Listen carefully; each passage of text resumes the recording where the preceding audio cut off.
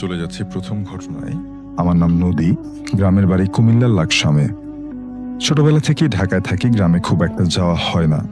বাবা অনেক জোর করে 3 বছর আগে একবার ধরে গ্রামের বাড়ি নিয়ে গিয়েছিলেন। ঢাকা থেকে লাকসাম বেশি দূরে না, অথচ লেখাপড়া আর ক্লাসের ঝামেলার কারণে এই অল্প দূরত্বই মাঝে মাঝে অনেক বেশি হয়ে দাঁড়ায়।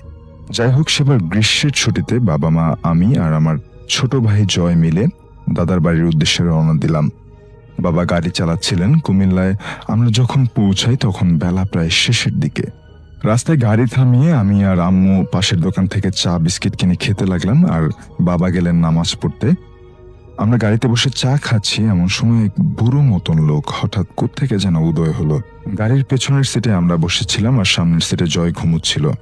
লোকটা এসে দাঁড়িয়ে আমাদের দিকে কিছুক্ষণ তাকিয়ে রইল। চাহনি দেখে মনে হলো কেমন শিউরে উঠল বুকের ভেতরে। শীতল একটা চাহনি, অনেকটা মাছের মতো। আম্মু কিছু বলতে চাচ্ছিল, কিন্তু তার আগেই লোকটি বলল, অনেকদিন পরে গ্রামে আসলি তোরা, অনেকদিন পরে আসলি, সাবধানে থাকবি। সন্ধ্যার পর রাস্তাঘাট একদমই ভালো না, অনেক খারাপ জিনিস ঘুরে, অনেক সাবধান, অনেক সাবধান। আমি আর আম্মু দুজনেই চা খাওয়া বাদ দিয়ে হা করে লোকটার দিকে তাকিয়ে রইলাম। আম্মুর আগে আমি স্বাভাবিক হলাম। ঢাকা থাকার সুবাদে এসব বাটপার লোক আমি অনেক দেখেছি। কড়া গলায় বললাম যে মাফ করেন।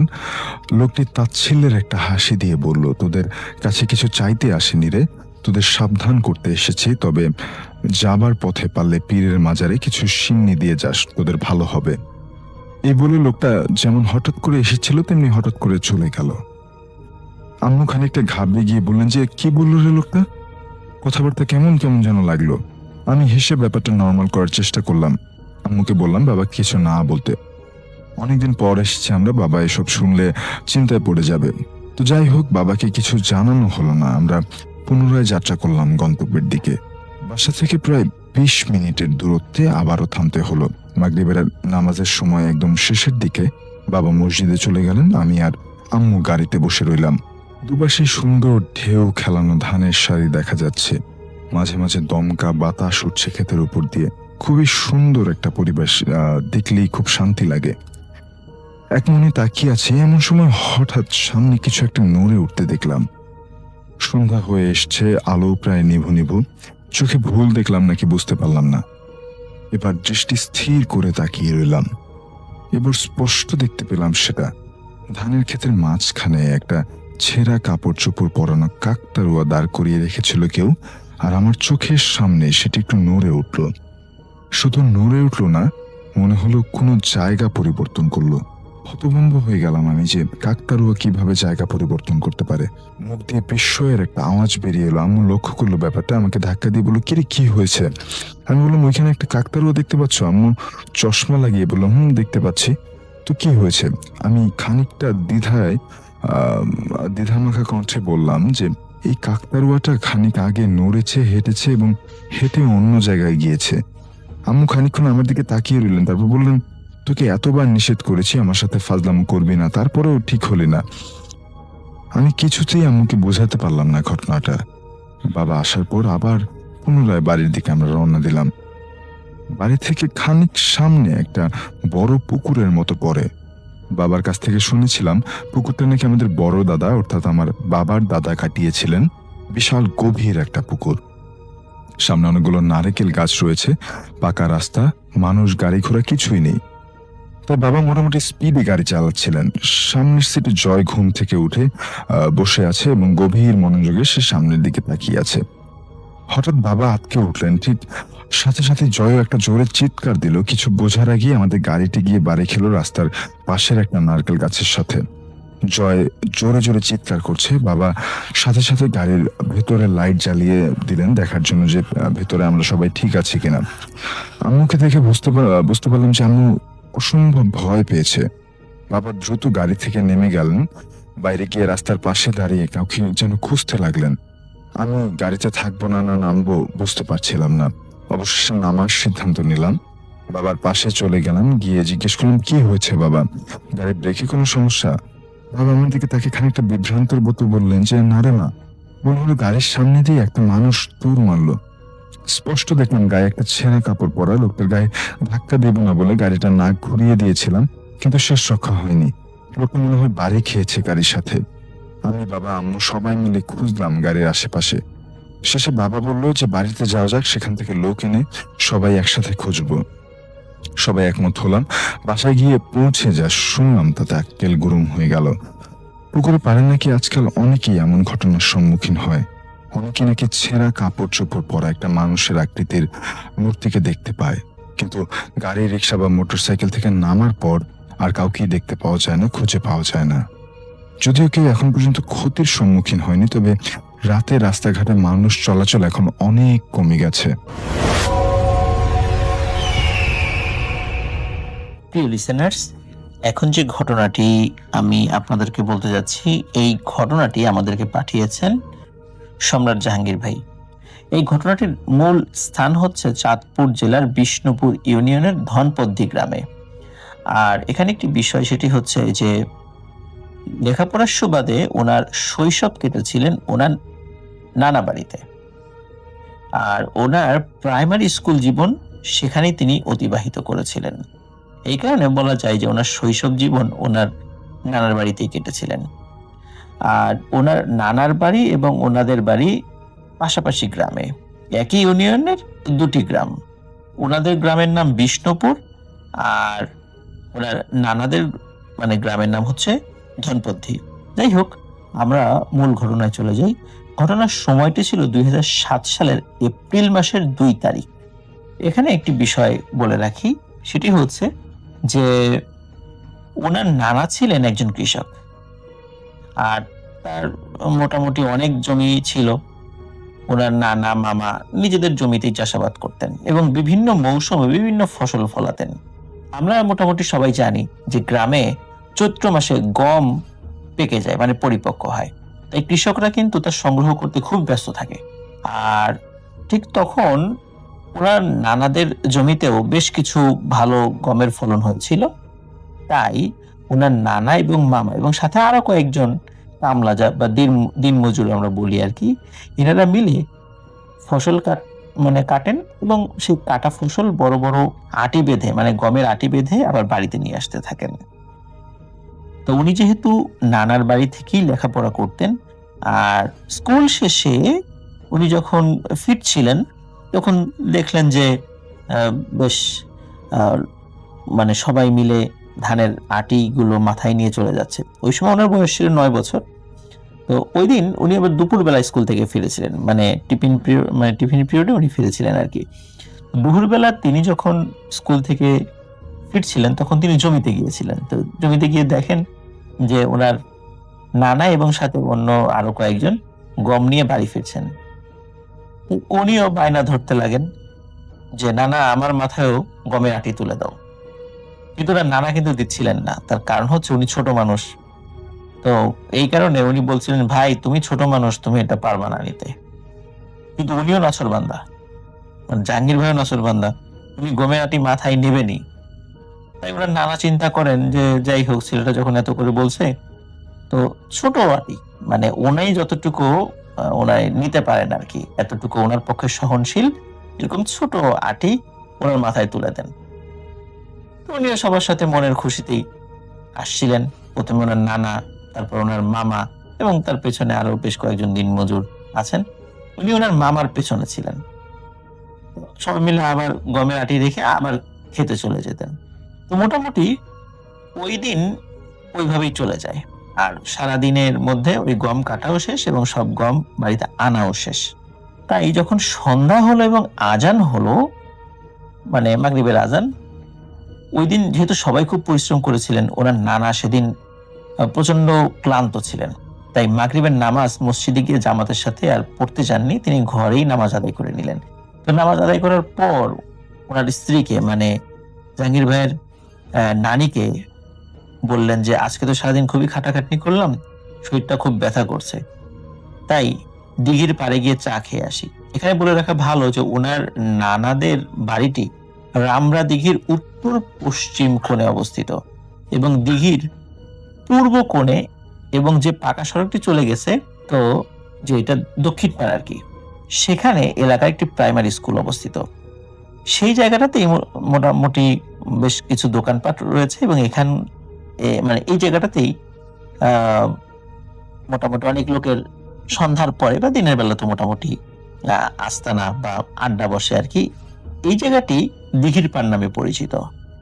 তো যাই হোক, ওনার নানা যখন বললেন যে চা খেতে যাবে, তখন ওই জাহাঙ্গীর ভাইও বায়না ধরেন যে উনিও চা খেতে যাবেন, কারণ কষ্ট তো উনিও করেছেন, উনিও তো আটি এনেছেন মাথায় করে। তো যেহেতু নানা চা খেতে যাবেন, উনি আর বাকি থাকবেন কেন? উনি চিন্তা করছেন নানার সাথে চা খেতে যাই। তো যাই হোক, নানার কাছে উনি বায়না ধরেন যে ওনারও শরীর ব্যথা করছে, উনিও চা খাবে, ছোট মানুষ। আর নানার কাছে আবদার ধরেছে নাতি, নানা কি না রেখে পারেন? তো নানা একটু মুচকি হেসে বলে যে ঠিক আছে চলো চা খেয়ে আসি। তখন উনি আর ওনার নানা হাঁটতে থাকেন দিঘির পাড়ের উদ্দেশ্যে। আর ঘটনা মূলত এখান থেকেই শুরু। ওনারা যখন দিঘির উত্তর এবং পূর্ব ধার ধরে হেঁটে যাচ্ছিলেন, ওই রাতটি ছিল কিন্তু পূর্ণিমার রাত, 18ই চৈত্র। ভরা পূর্ণিমার জ্যোৎস্নার আলোয় বাঁশঝাড়ের ফাঁক দিয়ে চাঁদের আলো অন্ধকারকে যেন বিলীন করে দিচ্ছিল। তাই নানার হাতে টর্চ লাইট থাকলেও তার ব্যবহার তিনি করছিলেন না। ওনারা যেখান দিয়ে যাচ্ছিলেন তার পূর্ব পাশে কিছু ঘরবাড়ি ছিল এবং তার পাশে ছিল ফসলি জমি। যখন ওনারা ঘর বাড়ি পেরিয়ে প্রায় ওই যে প্রাইমারি স্কুলের কথা বলেছিল, ওই স্কুলের কাছে চলে গিয়েছেন বা কাছে চলে এসেছিলেন, তখন এই জাহাঙ্গীর ভাই উনি পূর্ণিমার জ্যোৎস্নার আলোতে দেখতে পান যে পূর্ব দিক থেকে গম ক্ষেতের আইল ধরে সাদা ঘোমটার মতো দেয়া মাথার উপরে কুঁজো হয়ে একজন মানুষ ওনাদের দিকে এগিয়ে আসছেন। এবং দেখতে দেখতে উনি দেখতে পান যে হঠাৎ ওই কুঁজো মানুষটি এই জাহাঙ্গীর ভাইয়ের সামনে চলে আসে এবং এসেই ওনাকে সজোরে ধাক্কা দিয়ে ফেলে দেন। উনি তো ছোট মানুষ, 9 বছর বয়স। উনি এই ধাক্কা খেয়ে 2 থেকে 3 হাত দূরে গিয়ে ছিটকে পড়েন। ওনার নানা ওনার থেকে কিছুটা সামনে ছিলেন এবং সামনে থাকায় পেছন মানে ওই সময় ওনার সাথে কি হয়েছে সেটা দেখতে পাননি, কিন্তু শব্দ পেয়ে পেছন দিকে তাকিয়ে দেখেন উনি মাটিতে পড়ে গেছেন। আর জাহাঙ্গীর ভাইয়ের নাক দিয়ে গড়গড় করে রক্ত বের হচ্ছে। তখন ওনার নানা দৌড়ে এসে ওনাকে উঠান, জিজ্ঞেস করেন কি ব্যাপার, কি হয়েছে নানু ভাই, তুমি পড়ে গেলা কেন? তখন জাহাঙ্গীর ভাই বলছেন নানা, ওই লোকটা আমাকে ধাক্কা দিয়ে ফেলে দিয়ে চলে যাচ্ছে, তুমি ওকে ধরো, এর বিচার করো। তো নানা বলেন কই, কাউকেই তো দেখতে পাচ্ছি না। এখন জাহাঙ্গীর ভাই বলছেন ওই যে আমি দেখছি, ওই যে চলে যাচ্ছে, ওই লোকটাই তো আমাকে ধাক্কা দিল।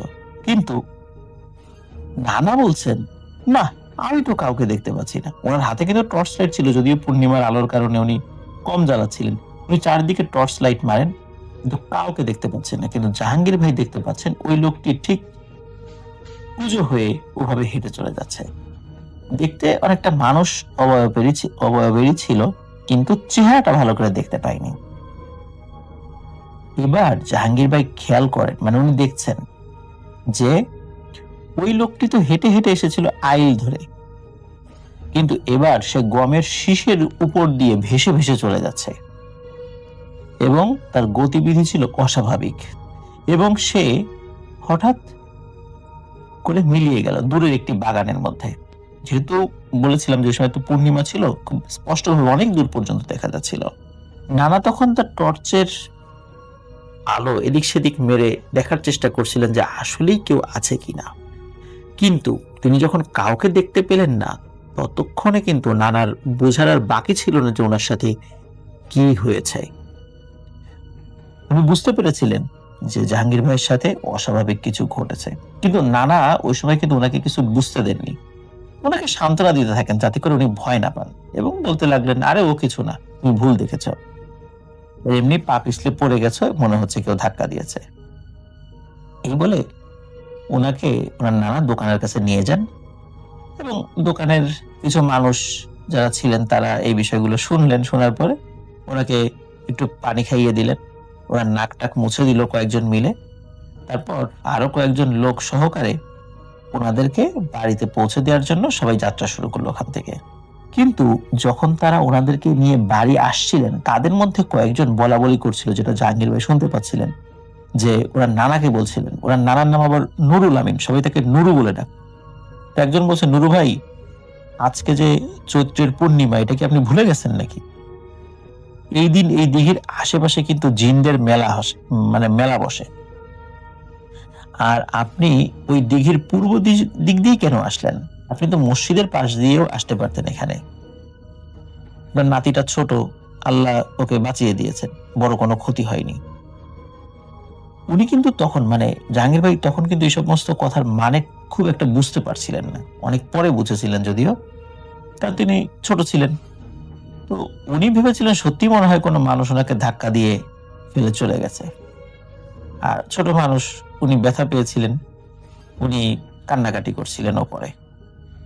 যাই হোক, বাড়িতে আসার পর ওনার নানি, ওনার বড় আব্বু এবং পরিবারের অন্য সদস্যরা যখন বিষয়টি জানতে পারলো, তখন সবাই খুব চিন্তিত হয়ে পড়েন এবং ওনাকে অভয় দেন। আর ওনার নানি আর কি ওনাকে সেদিন দায়ের আগায় লবণ খাইয়ে দিয়েছিলেন, এতে নাকি ভয় কেটে যায়, এটা মানুষের একটা বিশ্বাস আর কি। সেদিন রাতে যখন উনি খাবার দাবার খেয়ে ওনার নানা নানুর সাথে ঘুমিয়ে পড়ে, তখন ঘুমের মধ্যে একটি স্বপ্ন দেখেন।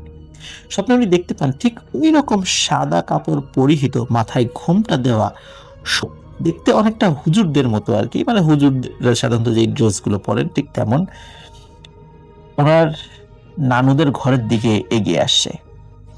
এবং একটা সময় দেখেন যে নানুদের উঠোনে এসে তারা দাঁড়িয়ে যায় এবং তাদের মধ্য থেকে সেই কুঁজো লোকটা দরজার দিকে এগিয়ে এসে দরজা খুলে জাহাঙ্গীর ভাইয়ের পাশে এসে দাঁড়িয়ে যান, এবং যখনই ওনাকে ধরতে যাবেন তখন ভয়ে উনি ঘুমের মধ্যে চিৎকার দিয়ে ওঠেন এবং ঘুম থেকে উঠে পড়েন।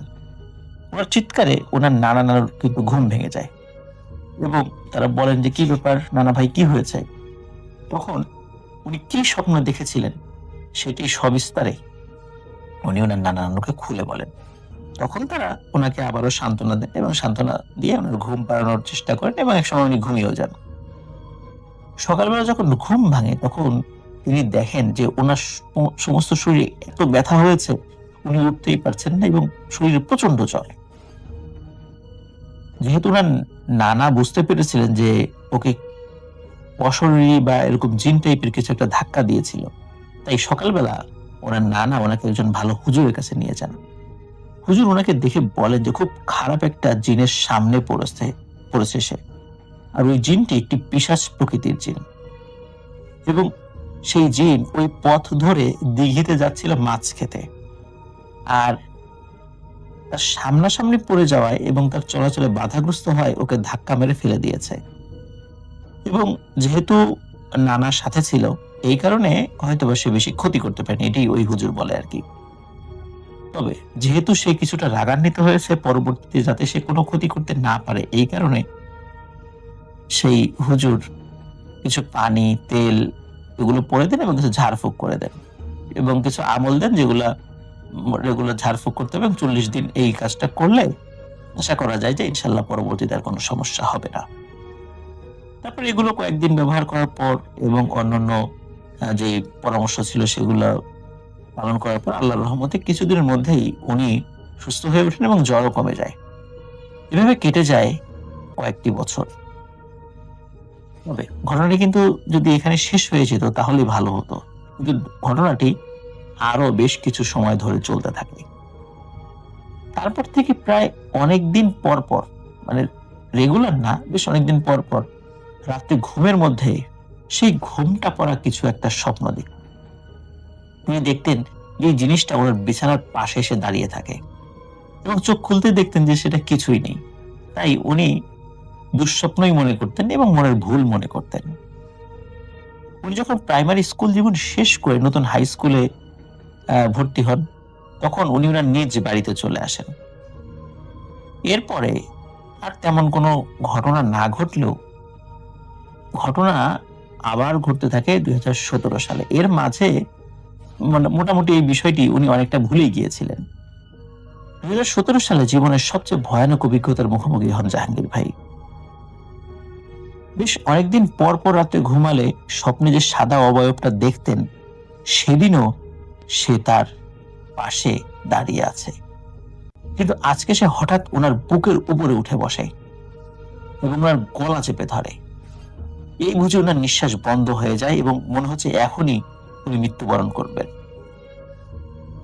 এবং ওই দিনই তিনি ভালো করে ওই জিনিসটির চেহারা দেখতে পান।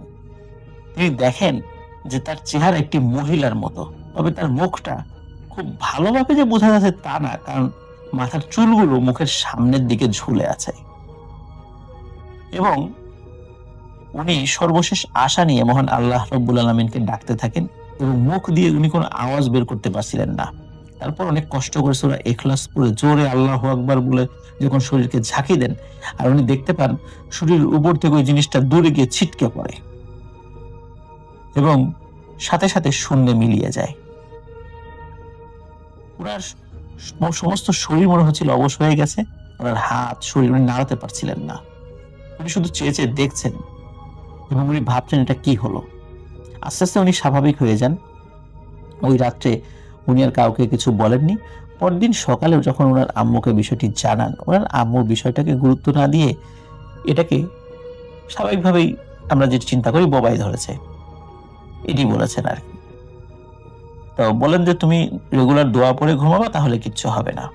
কিন্তু ওনার মন কিন্তু কিছুতেই মানছিল না, কারণ উনি কিন্তু বিষয়টা জানতেন যে এটা বোবা নয়, এটা অন্য কিছু। কারণ তিনি প্রায় প্রতি রাতে না, মানে মাঝে মধ্যে সেই ছায়ামূর্তি, সেই সাদা অবয়বটাকে তিনি দেখতে পেতেন এবং প্রতি রাত্রেই, মানে যখন দেখতে পেতেন সেই রাত্রেই আর কি, ওনার বিছানার পাশে দাঁড়িয়ে থাকতেন। কিন্তু এই ঘটনা যখন ঘটলো যে বুকের উপর উঠে বসা, এর অল্প কিছুদিন পরে একটি ভয়ানক ঘটনা ঘটে। এটি বেশ ভয়ানক এবং মর্মান্তিক। আমি জানি না এই ধরনের সিচুয়েশনে পড়লে মানে আমার অবস্থা কি হবে। প্রিয় লিসেনার্স, আপনারাও একটু ফিল করবেন। সেটা হচ্ছে যে ওই রাত্রে যখন উনি গভীর ঘুমে মগ্ন, তখন উনি হঠাৎ টের পান যে খাটের নিচ থেকে একটা হাত এসে ওনার ডান হাতটা চেপে ধরে টেনে হিঁচড়ে ওনাকে খাটের উপর থেকে নিচে ফেলে খাটের নিচে নামিয়ে নেওয়া যাওয়ার চেষ্টা করছে এবং খাটের নিচে টেনে নিয়ে যাওয়ার চেষ্টা করছে। উনি যখন বিষয়টি বুঝতে পারেন, উনি সাহস করে আল্লাহর নাম নিয়ে ওনার বাম হাত দিয়ে সেই হাতটিকে খপ করে ধরে ফেলেন এবং উনি অনুভব করেন এই হাতটি ছিল অস্বাভাবিক রকমের চিকন, আর হাতের চামড়া ছিল খুবই খসখসে টাইপের, যেটা স্বাভাবিক মানুষের হয় না। আর এত চিকন হাতও কারো হয় না, এমনকি নবজাতক শিশুদেরও হয় না। কিন্তু সেই হাতে ছিল প্রচন্ড শক্তি। তারপর অনেকক্ষণ ধস্তাধস্তির পর উনি ওনার হাতটি ছাড়িয়ে নিতে সক্ষম হন। তখন উনি ওনার আম্মুকে অনেক জোরে জোরে ডাকতে থাকেন। ওনার আম্মু যখন আসেন তখন পুরো ঘটনা তিনি খুলে বলেন। সকালবেলা ওনার আম্মু পরিবারের সবাইকে যখন ঘটনাটি জানান, তখন পরিবার সবাই চিন্তিত হয়ে পড়েন এবং ওনার বাবা যেহেতু দেশের বাইরে থাকতেন, এই কারণে ওনার বড় জেঠুকে সাথে নিয়ে ওনার আম্মু চাঁদপুরের একলাশপুর নামক একটা জায়গা আছে, এই একলাশপুরের প্রসিদ্ধ এক আলেমের কাছে নিয়ে যান। সঙ্গত কারণে ওই আলেমের নামটি তিনি প্রকাশ করেননি, তবে চাঁদপুরের অনেকেই একলাশপুরের সেই আলেমকে এক নামে চেনেন। যাই হোক, যখন ওনারা সেখানে গিয়ে পৌঁছান, তখন ওই আলেম তার কাছে থাকা জিনদের মাধ্যমে তথ্য উপাত্ত সংগ্রহ করে তিনি বলেন যে আপনারা আসলে ঠিক সময় এসেছেন, ওকে আমার কাছে নিয়ে এসেছেন। আরো দেরি হলে হয়তো বা আরো ক্ষতি হতে পারত। যাই হোক, তিনি বলেন যে আমার সাথে থাকা জিনদের মাধ্যমে আমি ওই জিনের সাথে যোগাযোগ করার চেষ্টা করব। ও যদি ভালোই আমার কথা শোনে তাহলে তো ভালো, আর না হলে ওই জিনকে আমি হত্যা করব, কারণ ও খুবই দুষ্টু প্রকৃতির একটি জিন। তো যাই হোক, আশ্চর্যজনক বিষয় হলো ওই হুজুরের কাছে যাওয়ার পর থেকে আর কখনোই ওনার সাথে আর কোনো ঘটনা এখন পর্যন্ত ঘটেনি। 2017 সালের পর থেকে এখন 2022 সাল, এর মানে আর কোনো ঘটনা ঘটেনি। কিন্তু যেদিন ঘটেছিল, মানে প্রথম যখন ওনার 9 বছর বয়স যখন ছিল আর কি, যখন ঘটেছিল, সেই চৈত্রের পূর্ণিমা রাতে একটি ধাক্কা, এরপরে সেই কুজো মানুষটি গমের শিশের উপর দিয়ে ভেসে যাওয়া, তারপরে প্রতি রাত্রে সেই অবয়বটা তার কাছে আসা, এরপরে দীর্ঘ বিরতি দিয়ে দিয়ে ওই অবয়বটি ঘরের মধ্যে আশেপাশে দাঁড়িয়ে থাকা, এরপর বুকের উপর চেপে বসা, সর্বশেষ একটি চিকন হাত হঠাৎ করে তার বাঁ হাত চেপে ধরে খাটের নিচে টেনে হিঁচড়ে নিয়ে যাওয়ার চেষ্টা করা, খসখসে হাত। এই পুরো বিষয়টা উনি যখন চিন্তা করেন, উনি এখনো ভয়ে কেঁপে ওঠেন। উনি এখনো বুঝতে পারেন না যে 10 বছরের ব্যবধানে পরবর্তীতে হঠাৎ কেন আবার তার উপর আক্রমণ করলো। কারণ শুরুর পরে কিন্তু আবার দীর্ঘ সময় পার হয়ে গিয়েছিল মাঝখানে, তো 10 বছর মাঝখানে কিন্তু গ্যাপ হয়ে গেছিল যে সশরীরে আক্রমণের বিষয়টি, কিন্তু পরে কেন আবার আক্রমণ করলো, কেন আবার ফিরে আসলো। যাই হোক, ওই হুজুর হয়তোবা তার সাথে থাকা জিনদের মাধ্যমে ওই দুষ্টু জিনকে কোনোভাবে শায়েস্তা করতে বা বোঝাতে সক্ষম হয়েছিলেন, যার কারণে সে আর এসে ডিস্টার্ব করছেন।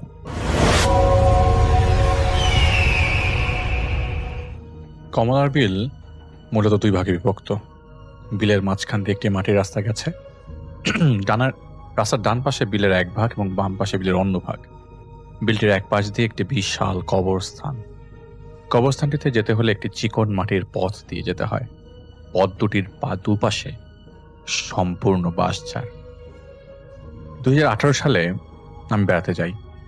আসার আগের দিন আমি আর আমার পরিবার হাজিপুর যাই। যাওয়ার কারণ ছিল আমার দাদা দাদির কবর জিয়ারত করা। কবর জিয়ারত করার পর আমরা যাই শাহানা ফুপির বাসায়, আমার আব্বুর চাচাতো বোন, এবং সেই বাড়িতে যাওয়ার সিদ্ধান্ত নিই আমরা। এবং সেই রাতে শাহানা ফুপি এবং তার ছেলে আমাদের কমলার বিলকে কেন্দ্র করে অনেকগুলো ঘটনা বলেছেন। ঘটনাটা ঘটে সেই গ্রামের একটা ছেলের সাথে, যার নাম হচ্ছে জনি এবং তার বন্ধুরা ছিল প্রচন্ড দুষ্টু। তারা সবাই সারাদিন এদিক সেদিক ঘুরে বেড়াতো। বিকালে মাঠে খেলে সেখানে একটি বাজারে গিয়ে অনেক রাত অবধি আড্ডা দিয়ে তারপর বাড়িতে ফিরত।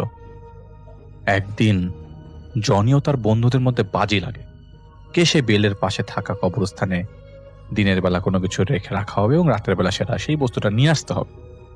জনি বাজি তার আশায় বলে যে সে যাবে। তো যে কোনো একদিন নির্ধারণ করা হয় যে বাজির জন্য ঠিক করা হয় যে সেই কবরস্থানে দিনের বেলা একটি গাছের ডালে বাংলাদেশের পতাকা বেঁধে রেখে রাখা আসা হবে এবং জনিকে সেই পতাকাটাকে রাতে 11টার বাজে নিয়ে আসতে হবে। সবাই সে সময় বাজারে থাকবে এবং জনিকে পতাকা নিয়ে সরাসরি বাজারে গিয়ে তাদের বন্ধুদেরকে দেখাতে হবে। রাত 11টা। জনি রওনা দেয় বাজার থেকে কবরস্থানের উদ্দেশ্যে। সেই বাজার থেকে কবরস্থান যেতে লাগবে 10 মিনিট। যেহেতু গ্রাম এলাকা, রাতের 11টায় বাজায়, চারিদিকে সম্পূর্ণ জনশূন্য এবং থমথমে। জনের একটু একটু ভয় লাগতে শুরু করে। সে যখনই কবরস্থানে যাওয়ার চিকন পথটিতে প্রবেশ করে, পথটির দুপাশে থাকা বাঁশঝাড়ে বাতাসে দুলতে শুরু করে। জনি মনে করে যে শীঘ্রই ঝড় শুরু হবে। জনি জোর করে পা চালাতে শুরু করে। কবরস্থানে ঢুকে সে আশেপাশের গাছগুলোতে মোবাইলের টর্চ মেরে দেখতে থাকে। সে দেখতে পায় একটা গাছের নিচু একটি ডালে একটি ছোট পতাকা বাঁধা।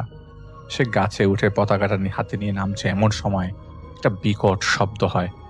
আওয়াজটা এমন যে বিস্ফোরণ ঘটেছে। আওয়াজটা শুনে জনি মারাত্মক আঁতকে ওঠে এবং নিচে পড়ে যায়। তড়ি ঘড়ি করে উঠে কবরস্থানের বাইরের দিকে দৌড় দেয়। কবরস্থানের বাইরে পা দিলে তার মনে পড়ে যে সে যখন গাছ থেকে নিচে পড়ে যায় ঠিক তখনই পতাকাটি তার হাত থেকে ছুটে যায় এবং সেখানেই রয়ে যায়। সে আবার দৌড়ে ভেতরে যায়। সে গাছের কাছে গিয়ে মাটিতে পড়ে থাকা পতাকাটি হাতে নিয়ে আবার সোজা হয়ে দাঁড়াতে এমন কিছু একটা পড়ে থাকতে দেখে। সে ভালো করে দেখার জন্য মোবাইলে টর্চ অন করে। সে টর্চ মারতে যা দেখতে পায় তার মাথায় আকাশ ভেঙে পড়ে। জনির মাথার ভেতর সব উল্টো পাল্টা হতে শুয়ে যায়। সে আতঙ্কে যত জোরে সম্ভব দৌড় লাগায় বাজারের দিকে। সে এক দৌড়ে পৌঁছে যায় বাজারে। জনিকে দৌড়ে আসতে দেখে তার বন্ধুরা জিজ্ঞেস করে, কি রে, কাহিনী কি? তারা হাঁপাতে দেখে তাকে শান্ত করে এবং জিজ্ঞেস করে কি হয়েছে। জনি সবকিছু খুলে বলে যে যা যা তিনি দেখেছেন। জনি তাদেরকে এটাও বলে যে সে আসার সময় কি দেখেছিল। সব শুনে তার বন্ধুরা বলল যে তুই একটা ভীতু, তুই আসলে কবরস্থানের এখানে যাস নাই, এই নেলে এইসব উল্টাপাল্টা কাহিনী বানাইতেছিস তুই। জনি তাদেরকে বলে যে সে মিথ্যা বলছে না এবং সে আসলেই ওই কবরস্থানে গিয়েছিল। এই বলে সে হাতের মুঠায় মানে গুজে রাখা যে পতাকাটা তার বন্ধুদেরকে দেখায়। তার বন্ধুরা পতাকাটা হাতে নিয়ে পরীক্ষা নিরীক্ষা করে বুঝতে পারে এটা সেই পতাকা যা সেটা কবরস্থানে রেখে এসেছিল। তারা বুঝতে পারে এইভাবে যে তারা আগে পতাকাটার এক জায়গায় দাগ দিয়ে রেখেছিল, যা তারা জনিকে জানায়নি। তারা এটা করেছিল যাতে জনি অন্য পতাকা না নিয়ে চিটিং করতে না পারে। তারা বুঝতে পারে যে আসলে সে কবরস্থানে গিয়েছিল, তবুও তারা জনির কথায় ঘটনায় বিশ্বাস করেনি। তারা মনে করে যে জনি তাদেরকে ভয় দেখানোর জন্য সব বলছে। তারা জনিকে বলে যে বাজি জিতছস, ঠিক আছে, তো নাটক করার দরকার নাই। তারা জনিকে বলে কালকে তোর বাজির টাকা পেয়ে যাবি। এটা বলে তারা সবাই নিজের বাড়িতে চলে যায়। পরের দিন তারা বাজার দিকে জনির জন্য অপেক্ষা করতে থাকে। সকাল গড়িয়ে দুপুর হয়ে যায়, কিন্তু জনি আর আসে না। তারা জনির নাম্বার অনেকবার ফোন দেওয়া সত্ত্বেও যখন জনির ফোন বন্ধ পায়, তারা জনির বাড়িতে যায় এবং জনির নাম ধরে ডাকতে থাকে।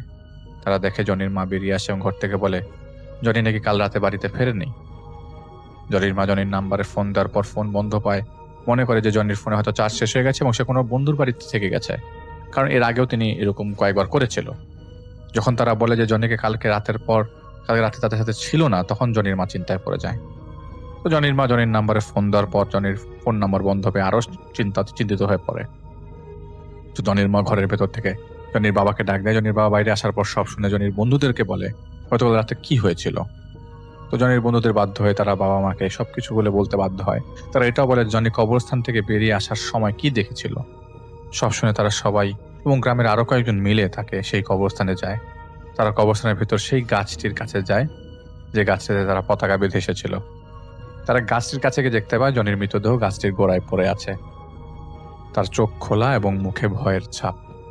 মূলত জনি তার বন্ধুদেরকে বলেছিল যখন সে তার হাত থেকে পড়ে যাওয়া পতাকাটি নিতে আবার কবরস্থানে ঢোকে এবং যখন সেই পতাকাটি নেওয়ার জন্য সামনে ঝোঁকে, তখন সে নিজেকেই সেখানে মৃত অবস্থায় দেখতে পায়।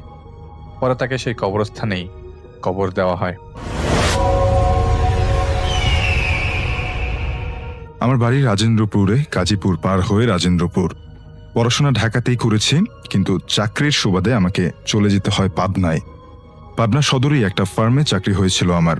পাবনা শহরটি আমার কাছে সম্পূর্ণ অপরিচিত ছিল, কোনো আত্মীয় স্বজন কেউ ছিল না তেমন পরিচিত। তাই এক প্রকার বাধ্য হয়েই সেখানে একটা মেসে আমি ভাড়া উঠলাম থাকার জন্য। বেশ ভালোই চলছিল আমার দিনকাল। সকাল হলেই অফিসে চলে যেতাম, বিকেলে ফেরার পথে বেশ খানিকক্ষণ ঘুরে দেখতাম পাবনা শহরটা। তারপর একটা সময় চলে আসতাম। সঙ্গত কারণে মেসের নাম এই মুহূর্তে আমি বলছি না। খুব ছোট ছিল মেসটা, দোতলা ছোট একটা বাড়ির মতো। সব মিলিয়ে 9টার মতো রুম ছিল উপরে এবং নিচে। নিচে আমি যে রুমটাতে থাকতাম সেই রুমেই আমার সাথে আরো 2 জন থাকতো। সমস্যা ছিল একটাই, যে মেসে ইলেকট্রিসিটি বারবার চলে যেত। গরমে ওই রুমে থাকার মতো কোনো অবস্থাই থাকতো না। তাই অনেকদিন ধরেই আমি ভাবছিলাম যে ওই ম্যাচের উপরের কোনো একটা রুম আমি ভাড়া নিতে পারি কিনা। এমনটা যখন ভাবছিলাম, হঠাৎ করেই ঈদের একটা বড় ছুটি চলে আসে। আমিও ঢাকায় চলে আসি। ততদিনে অনেক কিছু ঘটে যায় সেই পাবনা শহরের ছোট্ট মেসটাতে। ঈদের ছুটি কাটিয়ে যখন আবারও চাকরিতে জয়েন করলাম, খুব অবাক হয়ে লক্ষ্য করলাম যে দোতলার পশ্চিম পাশের একেবারে কোণার রুমটা তালাবদ্ধ। দেখেই মনে আনন্দ খেলে গেল, যে ভাবলাম ওই রুমটা হয়তো ছেড়ে দেওয়া হয়েছে। মেসটা যে দেখভাল করতো চুনু মিয়া, তার সাথে যোগাযোগ করে বললাম আমি ওই রুমটা ভাড়া নিতে চাই। কথা শুনে তিনি এমন অদ্ভুতভাবে আমার দিকে তাকালেন যেন মনে হচ্ছিল খুব বড় ধরনের কোনো অপরাধ করে ফেলেছি। তাই আমি তাকে অনেক বুঝিয়ে বললাম যে ওই রুমটাতে আমি একাই থাকবো, কিন্তু চুনু মিয়া কিছুতেই রাজি হচ্ছিলেন না। কি যেন একটা বলতে চাচ্ছিলেন, কিন্তু তারপরেও তিনি বললেন না। শেষ পর্যন্ত আমার প্যারাপেরিতে তিনি রাজি হলেন, আর এখান থেকেই ঘটনার শুরু। সেদিন আমার যত মালপত্র ছিল, মালপত্র বোঝাতে একটা ছোট্ট বুক সেলফ, একটা খাট, একটা খাট নিয়ে আমি ঝটপট উঠে গেলাম, কারণ 2 জনের সাথে রুম শেয়ার করে থাকাটা দায় হয়ে পড়েছিল তখন। পশ্চিম দিকের একবারে কোণার ওই রুমটা মোটামুটি বড়ই বলা চলে। বড় 2টি জানালাও রয়েছে। নিজের মতো করে পুরো ঘরটা আস্তে আস্তে ঝাড় দিয়ে সাজালাম। সেদিন আর অফিস যাওয়া হলো না, এতটাই ক্লান্ত ছিলাম, কখন যে ঘুমিয়ে গেছি নিজেই জানি না। সকালে উঠে তড়িঘড়ি করে রেডি হয়ে চলে গেলাম অফিসে। বিকেলে ফেরার পথে ভাবলাম ঘরের জন্য টুকিটাকি কিছু জিনিস নিয়ে যাই। যদিও একা থাকি, তারপরেও তো বাজার থেকে হালকা পাতলা কিছু জিনিস কিনলাম। তার মধ্যে ছিল একটা বড় আয়না। ছোটবেলা থেকে আমার আয়না দেখার প্রচন্ড শখ ছিল। তাই বাজার থেকে বড় দেখে একটা আয়না কিনে আনলাম। দরজা খুলে যখন আমি ভিতরে ঢুকছি তখন প্রায় রাত 8টা বাজে। হঠাৎ করেই কেমন যেন গরম একটা বাতাস লাগলো এসে গায়ে। একটু অবাক হলাম আমি। পরক্ষণে মনে হলো এই গরমের দিনে তো গরম থাকবেই, তাছাড়া সারাদিন ঘরের দরজা জানালা বন্ধ ছিল। কিন্তু আমার অবাক হওয়া তখনও খানিকটা বাকি ছিল। ঘরের আলো জ্বালতেই যে জিনিসটা আমার চোখে এসে পড়লো তাতে আমি খুব অবাক হলাম। বলা চলে আমি কিছুটা বিস্মিত হলাম। যতদূর আমার মনে পড়ে আমি পুরো ঘরটা সকালে গুছিয়ে গিয়েছিলাম। আমার এটা ছোটবেলার অভ্যাস, কখনো কোনো ঘর আমি ধুলো ময়লা রাখি না। কিন্তু দেখে মনে হচ্ছে কে যেন ঘরটাকে এলোমেলো করে রেখেছে। চোর ঢোকেনি তো। সবকিছু তন্ন তন্ন করে খুঁজে দেখলাম যে সবকিছু ঠিক আছে। তাহলে ঘরটা এলোমেলো কে করলো? কেমন যেন একটা অদ্ভুত খটকা লাগলো মনের মধ্যে। ঘরটা এলোমেলো হলো কি করে? চুনু মিয়াকে ডাকতে নিচে চলে গেলাম। চুনু মিয়া, যিনি মেসের পরিচালক ছিলেন, চুনু মিয়া বাড়ি ছেড়ে চলে গেছে এবং বেশ কিছুদিন তিনি আর আসবেন না। এটা আর এক যন্ত্রণা। আমি প্রতিদিন বাইরে থেকে খাবার নিয়ে আসি, তাই খেয়ে দিয়ে একটা বই নিয়ে শুয়ে পড়লাম। কখন যে চোখ বন্ধ হয়ে গেছে বুঝতেই পারিনি। মাথার পাশে দক্ষিণের জানালাটা খোলাই ছিল। মিষ্টি একটা বাতাস আস্তে আস্তে করে আসছিল। অবচেতন মনে আমি টের পাচ্ছিলাম বাতাসটা আস্তে আস্তে হালকা হচ্ছে। রাত তখন কটা বাজে আমি এখনো জানি না, তবে হঠাৎ করে মনে হলো কি যেন একটা এসে আমার মাথার ঠিক পেছনে সেই দক্ষিণের জানালায় দাঁড়িয়ে আছে। কেমন যেন একটা স্বরে আর্তনাদ করছিল। এমন একটা কান্না যেন হৃৎপিণ্ড ভেদ করে ঢুকে যাচ্ছিল। আধ ঘুম আধ জাগরণে আমি পরিষ্কার শুনতে পেলাম 10 থেকে 12 বছরের একটা ছোট্ট মেয়ে জানালার গ্রিল ধরে হু হু করে কাঁদছে। হঠাৎ করে ঘুম ভেঙে গেল। ঘুম ভেঙে জানালাতে তাকিয়ে দেখি কই কিছু তো নেই। পরিষ্কার বুঝতে পারলাম যে এটা আমার কল্পনা ছাড়া আর কিছুই না। কিন্তু কেন যেন মনে হলো যে কল্পনা তো নয়, কারণ বাইরে এক ফোঁটা বাতাসের বিন্দু মাত্র চিহ্ন নেই। কিন্তু আমি পরিষ্কার দেখলাম আমার জানালার পাশে যে বড় তেঁতুল গাছটা আছে তার একটা ডাল কেমন যেন হালকা নড়ে উঠল। হতে পারে রাতে কোনো একটা পাখি এটাকে বসেছে। 10 পাঁচ না ভেবে আবারও শুয়ে পড়লাম এবং ঘুমিয়ে গেলাম গভীর ঘুমে। সকালে উঠেই যথারীতি মুখ হাত ধুয়ে দ্রুত বেরিয়ে পড়লাম অফিসে। কিন্তু অফিসে গিয়ে সারাদিন মনের মধ্যে শুধু একটা খটকাই লাগলো, গত রাতে কি আমি স্বপ্ন দেখছিলাম না সেটা বাস্তবে কিছু ছিল।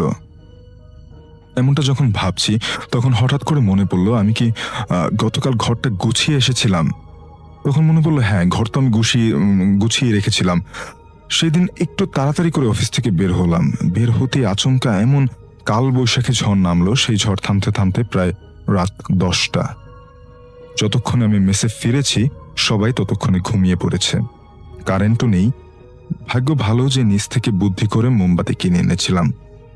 দরজা খুলে আমি ভিতরে ঢুকবো, ঠিক তখন আবার সেই গরম হালকা হাওয়া।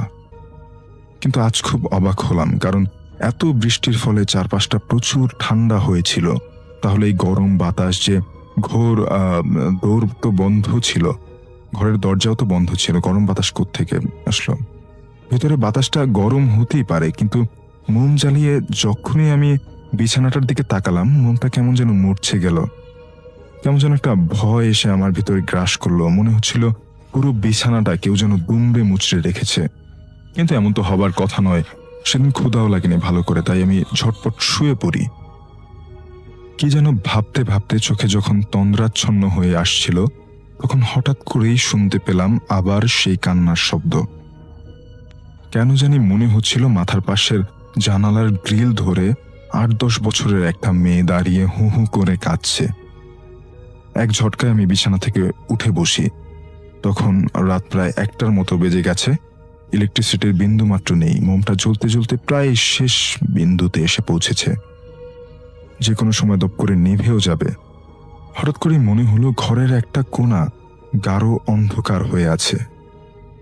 মনে হচ্ছে কিছু একটা ঘাপটি মেরে বসে আছে সেই জায়গাটাতে। কিন্তু কি তা? ভয়ে সমস্ত শরীর আমার স্থির হয়ে আছে। আমি পরিষ্কার শুনতে পাচ্ছি সেই কান্নার শব্দটা ঘরের ওই কোণা থেকেই আসছিল। কে কাঁদে ওখানে? কে? সাহস করে একবার বলেই ফেললাম। বলার সঙ্গে সঙ্গে সব চুপ, কোনো শব্দ নেই। একটু পর আবার সেই কান্নার শব্দ। মনটা একবার দপ দপ করে নিভে গেল। মেঘ হয়ে আকাশ ততক্ষণে পরিষ্কার হয়ে গেছে। গাঢ় পরিষ্কার আলোয় আমি দেখলাম ঘরের অন্ধকার সেই কোণা থেকে একটা ছোট্ট মেয়ে আস্তে আস্তে এগিয়ে আসছে আমার বিছানার দিকে। আমি খুব অবাক হয়ে লক্ষ্য করলাম মেয়েটার চোখ, নাক, মুখ দিয়ে অঝোর ধারায় রক্ত পড়ছে, আর মেয়েটা হু হু করে কাঁদছে। কি করব কিছুই বুঝতে পারছিলাম না। গলা ছেড়ে চিৎকার করতে চাইলাম, কিন্তু মনে হলো কি যেন একটা আমার গলা চেপে ধরে আছে। একটা শব্দ বের হচ্ছিল না। আমি হাত পা ছড়াতে থাকলাম। মেয়েটা আস্তে আস্তে আমার বিছানার দিকে এগিয়ে আসছিল। মেয়েটা যতই কাছে আসছিল তার কান্নার শব্দটা ততই বেড়ে যাচ্ছিল। আমি নিঃশ্বাস বন্ধ করে তাকিয়েছিলাম মেয়েটার দিকে। তার চোখ দিয়ে, মুখ দিয়ে, নাক দিয়ে রক্ত টপ টপ করে পড়ছিল। কতক্ষণ এভাবে তাকিয়েছিলাম আমার মনে নেই। ততক্ষণে মেয়েটা প্রায় আমার বিছানার কাছে চলে এসেছে। এবার মেয়েটা 2 হাত লম্বা করে দিল আমার দিকে এবং খপ করে আমার গলাটা চেপে ধরল। আমি অনেক চেষ্টা করছিলাম তার হাত 2টা থেকে গলা সরানোর জন্য, কিন্তু কিছুতেই আমি পারছিলাম না। আমার দম বন্ধ হয়ে আসছিল। ভাবলাম আজই হয়তো আমার শেষ রাত। কান্নার শব্দ তীব্র থেকে আরো তীব্রতর হতে লাগলো এবং আমার দম ধীরে ধীরে বন্ধ হয়ে যেতে লাগলো। আমি আস্তে আস্তে আমার চারপাশ যেন অন্ধকার হয়ে আসছিল এমনটা দেখছিলাম। অসম্ভব এক যন্ত্রণায় হঠাৎ করেই আমি জ্ঞান হারালাম। এভাবে কতক্ষণ কি ঘটেছিল আমার আর কিছুই মনে নেই। জ্ঞান ফিরে দেখলাম মেসের সব লোক জড়ো হয়ে আছে এবং আমি নিজেকে আবিষ্কার করলাম পাবনা সদর জেনারেল হসপিটালে। আমার সারা মুখ দিয়ে লালা বের হয়ে একাকার অবস্থা। ভয়ে কাউকে কিছু বলতেও পারছিলাম না। কি বলবো তার ব্যাখ্যাও খুঁজে পাচ্ছিলাম না। পাবনায় আমার পরিচিত কেউ ছিল না। অফিসের কলিগরা খবর পায় তার পরের দিন। সবাই দৌড়ে ছুটে আসে আমাকে দেখার জন্য। ততক্ষণে ঢাকাতে আমার বাড়িতেও খবর পৌঁছে গেছে। আমার মা, বাবা, বড় ভাই সবাই আমাকে নিয়ে আসতে যায় পাবনাতে। কিন্তু সেদিন রাতে কি ঘটেছিল তার ব্যাখ্যা আমি আজও পাইনি। পরবর্তী সময়ে আমি যোগাযোগ করেছিলাম সেই মেসের পরিচালক চুনু মিয়ার সাথে। তার কাছ থেকে যতটুকু শুনেছি জানি না কতটুকু সত্য, কিন্তু তিনি বলেছিলেন যে ওই রুমটাতে নাকি 10 থেকে 12 বছরের একটা বাচ্চা মেয়েকে এনে নির্মমভাবে নির্যাতন করে হত্যা করেছিল কিছু পাষণ্ড লোক। তারপর থেকে নাকি আজ অব্দি ওই রুমটাতে কোনো মানুষ থাকতে পারেনি। কিন্তু ভাববার বিষয় হচ্ছে ওই রুম থেকে নাকি কোনো মানুষ অক্ষত অবস্থায় ফেরেনি। একমাত্র আমিই সেই ব্যক্তি যার কিছুই হয়নি। ভাবছিলাম কেন হয়নি, সেও তো আমাকেও মেরে ফেলতে পারত। যাই হোক, তারপর থেকে এখন পর্যন্ত এখন আমি যশোরে ব্র্যাকের প্রজেক্ট ম্যানেজার উন্নতি পেয়ে অফিসার পদে আছি। কিন্তু আজও পাবনা জেলার নাম শুনলে আমার স্মৃতির পাতায় ভেসে ওঠে সেই দিনের সেই ঘটনা, সেই বাচ্চা মেয়ের কান্না। কি কষ্টটা না হয়েছে সেই কান্নায়, কত কষ্ট, কত কষ্ট। আসসালামু আলাইকুম রাসেল ভাই, আশা করছি আপনি ভালো আছেন, কারণ আমি জানি আপনি সবসময় ভালো দলেই থাকেন। তো রাসেল ভাই, আমি শাকিল আহমেদ লালমনিরহাট জেলা থেকে আপনাকে ঘটনা পাঠাচ্ছি। আর আজকে আমি যেই ঘটনাটি আপনার সঙ্গে শেয়ার করছি, এই ঘটনাটা আমাদের গ্রামের বহু মানুষের জীবনের সঙ্গে জড়িত। এই ঘটনাটার অনেক সাক্ষী আজও বেঁচে আছেন, তবে আশ্চর্যজনক বিষয় হলো তারা কেউ এই বিষয়টা নিয়ে কোনো রকমই কথা বলতে চান না। যাই হোক, সরাসরি চলে যাচ্ছি ঘটনায়। আর ঘটনাটি আজকে থেকে প্রায় 22 বছর আগের একটি ঘটনা। আমাদের গ্রামের উত্তর পাশে একটি পুরনো কাঁচা রাস্তা ছিল, যেটা এখন আর নেই। তার পাশে ধান ক্ষেত, তারপরেই বিশাল পাট ক্ষেত, আর তারপরেই রয়েছে একটা পুকুর। রাস্তা ধরে প্রায় আধা কিলোমিটার সামনের দিকে এগোলে একটা পুরনো শতবর্ষী বটগাছ আছে। এই বটগাছটাকে নিয়ে বিভিন্ন রকমের ঘটনা আছে। সেই ঘটনাগুলো আমি অন্য কোনো দিন পাঠাবো, কিন্তু আজকে যেই ঘটনাটি আমি আপনাকে পাঠাচ্ছি সেটা হচ্ছে সেই বটগাছটার সামনে একদমই মূর্তির মতো দাঁড়িয়ে ছিল একটা কাকতাড়ুয়া। সাধারণত কাকতাড়ুয়ার মতোই দেখতে, বাঁশের কাঠামো, ছেঁড়া পাঞ্জাবি, সাদা রঙের একটা পাঞ্জাবি, মাথায় পুরনো একটা মাটির হাঁড়ি, হাত দুটো দুদিকে ছড়িয়ে রাখা। দিনের বেলাতে এটাকে দেখে কেউ গুরুত্ব দিত না, আর ঠিক যেমনটা এটাকে গুরুত্ব দিত না, ঠিক তেমনটাই এটাকে আসলে কে লাগিয়েছে বা কে এটাকে বানিয়েছে আর কিসের জন্য বানিয়েছে সেটাও কারো মাথার ব্যথার কারণ ছিল না। কিন্তু সমস্যা শুরু হয় বর্ষার একদমই শেষের দিকে। একদিন সকালবেলা গ্রামের নামকরা একজন খুবই ভালো কৃষক আব্দুল মালেক দেখতে পান কাকতাড়ুয়ার জায়গাটা আগের জায়গায় নেই। কাকতাড়ুয়া যেই জায়গাটায় ছিল, যেখানে দাঁড়িয়ে ছিল, সেখানে কাকতাড়ুয়াটা নেই। কাকতাড়ুয়াটা প্রায় ৫০ গজ একটু দূরে গিয়ে দাঁড়িয়ে আছে। তিনি বিষয়টা দেখে ১ম এ একটু আশ্চর্য হলেন, কিন্তু পরবর্তীতে ভাবলেন হয়তো বাতাসে পড়ে গিয়েছিল, কেউ হয়তো এটাকে তুলে আবার অন্য জায়গায় বসিয়ে দিয়েছে। আর গ্রামের মানুষরা এই কাকতাড়ুয়াটাকে দেখে বেশ খানিকটা আনন্দও পেত। ছোট, ছোট বাচ্চা-কাচ্চারা এই কাকতাড়ুয়াটাকে বিভিন্ন রকম নামে ডাকত। কেউ বলতো পুটু, কেউ বলতো নয়ন, কেউ বলতো রাতের মাঝি। তো এই কাকতাড়ুয়াটা বিভিন্ন রকমের নামে ডাকা হতো। যাই হোক, কৃষক আব্দুল মালেক এই বিষয়টা একদমই এড়িয়ে যান এবং তিনি তার মতো তার কাজ করে বাসায় ফিরে যান। সমস্যাটা ঘটে তারপরে পরদিন আবার দেখা গেল কাকতাড়ুয়াটা সেই জায়গা থেকে আরও একটু দূরে গিয়ে আছে। বিষয়টা একটু আশ্চর্য হলো, কিন্তু তারপরেও কেউ গুরুত্ব দিল না। দ্বিতীয় দিন দেখা গেল কাকতাড়ুয়াটার জায়গাটা আবারও অন্য জায়গায় চলে গেছে। এবার এই কাকতাড়ুয়াটাকে নিয়ে কৃষক আব্দুল মালিক সহ বাকি ২ দিনে যেই ২টা লোক দেখেছে, এই ৩ জনে এলাকার মানুষের প্রত্যেকটা মানুষকে কথাটা বলা শুরু করে দেয়। আর দিনে, দিনে মানুষের মধ্যে এই আলোচনাটা শুরু হয় যে আসলেই কাকতাড়ুয়াটাকে লড়াচ্ছে কে, বা কাকতাড়ুয়াটা প্রতিদিন জায়গা চেঞ্জ করতেছে কেমনে? ১ম ঘটনাটাকে আ খুব একটা গুরুত্ব দেওয়া হয়নি। কারণ এটা তো একটা বাঁশের তৈরি, মাটির হাঁড়ি দিয়ে তৈরি কাকতাড়ুয়া। কিন্তু এরপর থেকে কিছু অদ্ভুত রকমের ঘটনা ঘটতে থাকে সেই গ্রামে। যারা রাতে ওই রাস্তা দিয়ে যেত তারা দাবি করত কাকতাড়ুয়াটি অবস্থান বদলায় এবং সেটা নাকি নিজের থেকে লড়াচড়া করে। বিষয়টা সবার কাছে দৃষ্টিগোচর হয়। অনেকেই বলে রাত্রের বেলায় এই কাকতাড়ুয়াটা রাস্তার ডান পাশে থাকে। আবার অনেকেই বলে কাকতাড়ুয়াটা রাস্তার বাম পাশে থাকে। আবার কখনো, কখনো নাকি বটগাছের নিচেও চলে যায়। আবার কখনো, কখনো দেখা যায় রাস্তার মাঝখানে নাকি দাঁড়িয়ে আছে। বিভিন্ন রকমের ঘটনা, বিভিন্ন রকমের অভিযোগ ওঠে এই কাকতাড়ুয়াটার ওপর। কিন্তু এক রাতে গ্রামের একজন মুদি দোকানদার, যার নাম জাহাঙ্গীর আলম, তিনি দোকান বন্ধ করে বাড়ি ফিরছিলেন। তখন রাত প্রায় ১২টা ছুঁই ছুঁই। তার হাতে ছিল একটা টর্চ, সাইকেল এবং পান খেয়ে পান চাবাতে চাবাতে চলছে বাড়ির দিকে। ওই কাকতাড়ুয়ার পথ দিয়েই সে বাড়ি যাচ্ছে।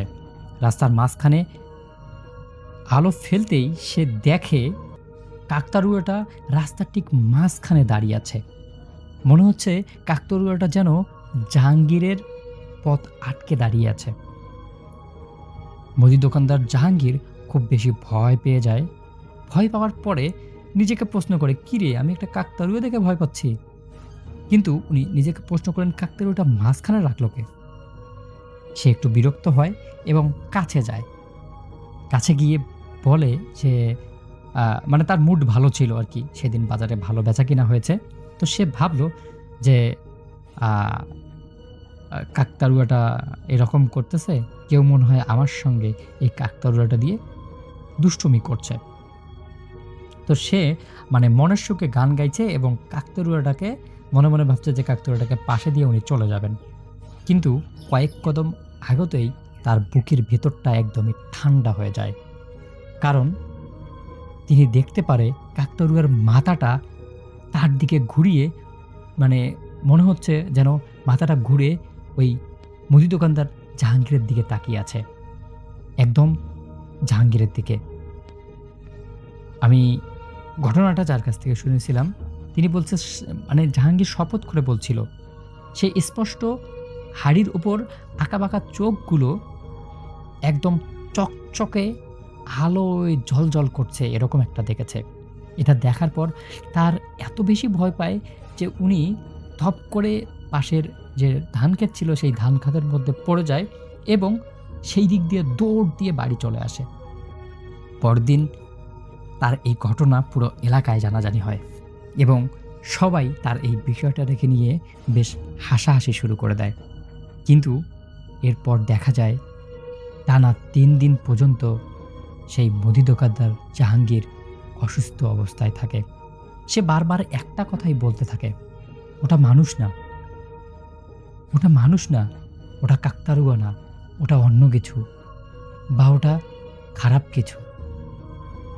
এগুলো বললে তখন গ্রামে যারা মুরব্বী ছিল তারা বিষয়টাকে আমলে নিলেও পরে সেটা তারা ভুলে যায়। এর ১ সপ্তাহ পর মুদি দোকানদার জাহাঙ্গীর একদমই সুস্থ হয়ে যায় আর কোনোদিনও সে রাতের বেলায় সেই রাস্তা ব্যবহার করেনি। কিন্তু এরপর ঘটে আরও একটা ভয়ানক ঘটনা, যেই ঘটনাটা আমাদের এলাকার সবথেকে আতঙ্কর একটা ঘটনা ঘটে যায়। দেখা যায় গ্রামের একজন স্কুল ছাত্র যার নাম রনি, সে একদিন কোচিং শেষ করে সন্ধ্যার পরপরে বাড়ি ফিরছিল। সে বাড়ি ফিরে অস্বাভাবিকভাবে চুপ হয়ে যায়।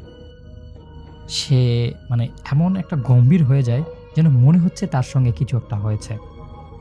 এরপর তার মা তাকে জিজ্ঞাসা করে, কিরে বাবা, কি হয়েছে, কিছু হয়েছে নাকি?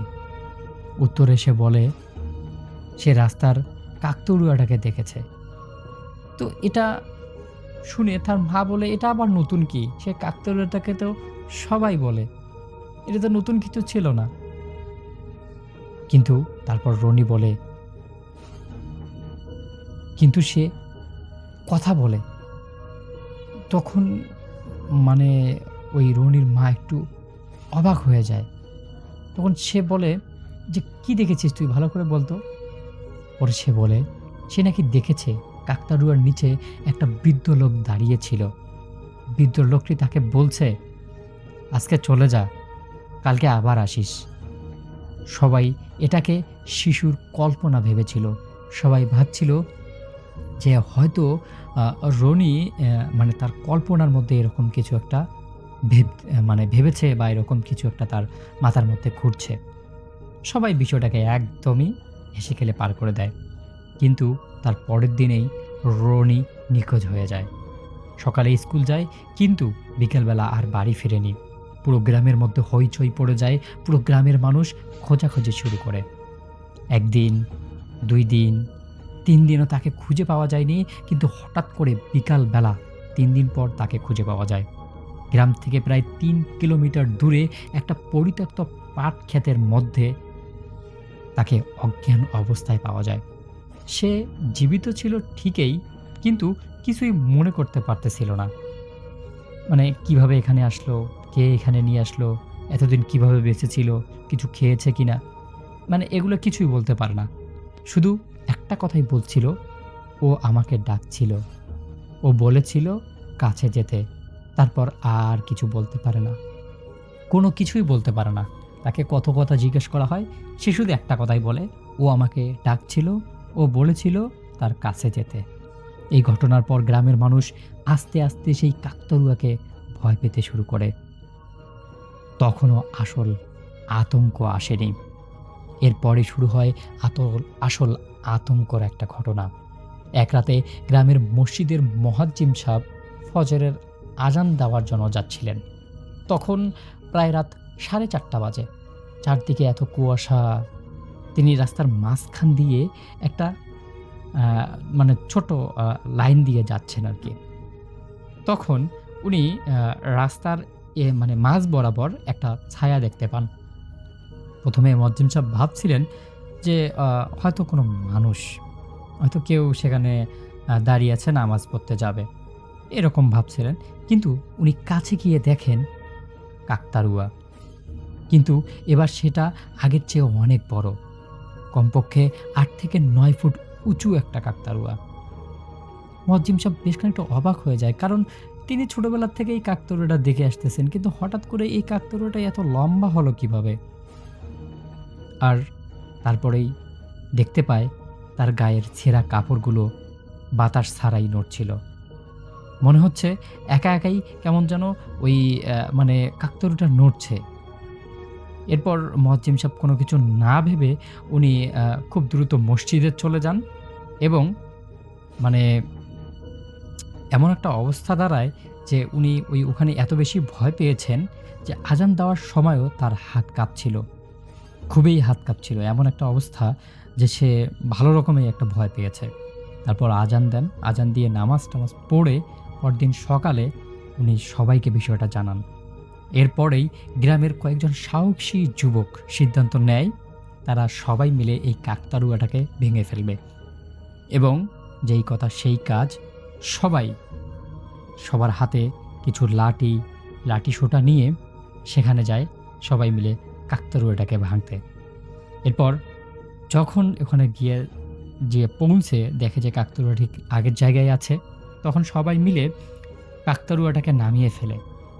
কাকতাড়ুয়ার হাঁড়িটা ভেঙে ফেলে, বাঁশ কেটে ফেলে এবং সব কিছু একত্রিত করে একদম পুড়িয়ে দেয়। এরপর তারা মনে করে তাদের সমস্যা হয়তো এখানেই শেষ হয়ে যায়, কিন্তু আসল বিভীষিকাময় ঘটনা শুরু হয় সেই রাতেই। রাত 2টার দিকে গ্রামের বিভিন্ন বাড়ির দরজায় ঠক ঠক ঠক ঠক শব্দ হয়। মনে হচ্ছে কেউ যেন বাহির থেকে নক করছে।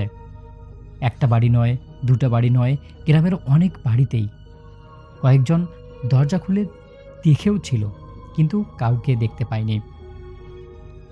কিন্তু আশ্চর্যজনক বিষয় হচ্ছে যে সবাই দরজা খুলে একটা জিনিস দেখেছিল, সেটা হচ্ছে কিছু মাটি পড়ে আছে আর কিছু শুকনো খড়, যেমনটা খড় সেই কাকতাড়ুয়ার শরীরে লাগানো ছিল। এটা দেখে সবাই বেশ খানিকটা আতঙ্কের মধ্যে পড়ে। কিন্তু পরদিন সকালে আরও ভয়ানক ঘটনা দেখা যায় যেখানে কাকতাড়ুয়াটাকে পুড়িয়ে ফেলা হয়েছিল সেখানে আবার একটি নতুন কাকতাড়ুয়া দাঁড়িয়ে আছে। কেউ বানায়নি, কেউ বসায়নি, কেউ কোনো কিছুই করেনি, তবুও হঠাৎ করেই একটা কাকতাড়ুয়া দাঁড়িয়ে যায়।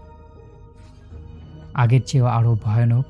এবার তার মাথায় হাড়ি নেই, মাথায় জায়গায় কালো কাপড় বাঁধা একটা কিছু ঝুলে আছে, আর বুকের সামনে কাটা তার দিয়ে আটকানো একটা কাগজ।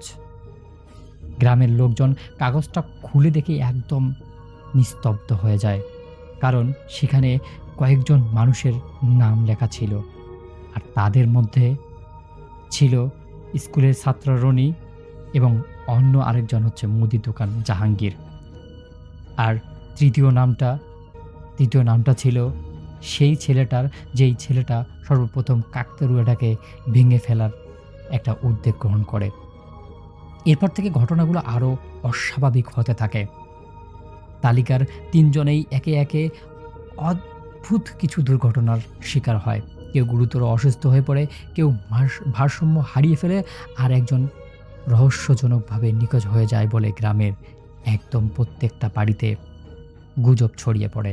শেষ পর্যন্ত গ্রামের বয়স্করা মিলে ওই রাস্তার পাশে কোরআনখানি, দোয়া এবং বিভিন্ন রকমের ধর্মীয় আয়োজন করেন। এরপর থেকে ধীরে ধীরে ঘটনাগুলো বদ্ধ হতে যেতে শুরু করে। কিন্তু সেই কাকতাড়ুয়াটার কি হলো? সেটা কি আর কখনো দেখা যায়নি? সেটা কি আর আসেনি? বা এই কাকতাড়ুয়াটা কিভাবে আসলো? অনেক প্রশ্ন এখনও থেকে যাচ্ছে।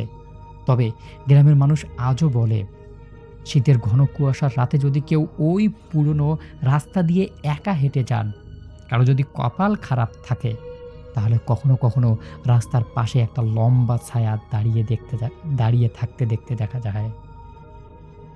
মাথায় হাড়ি বাঁধা, 2 হাত 2 দিকে ছড়ানো, স্থির, নিঃশব্দ।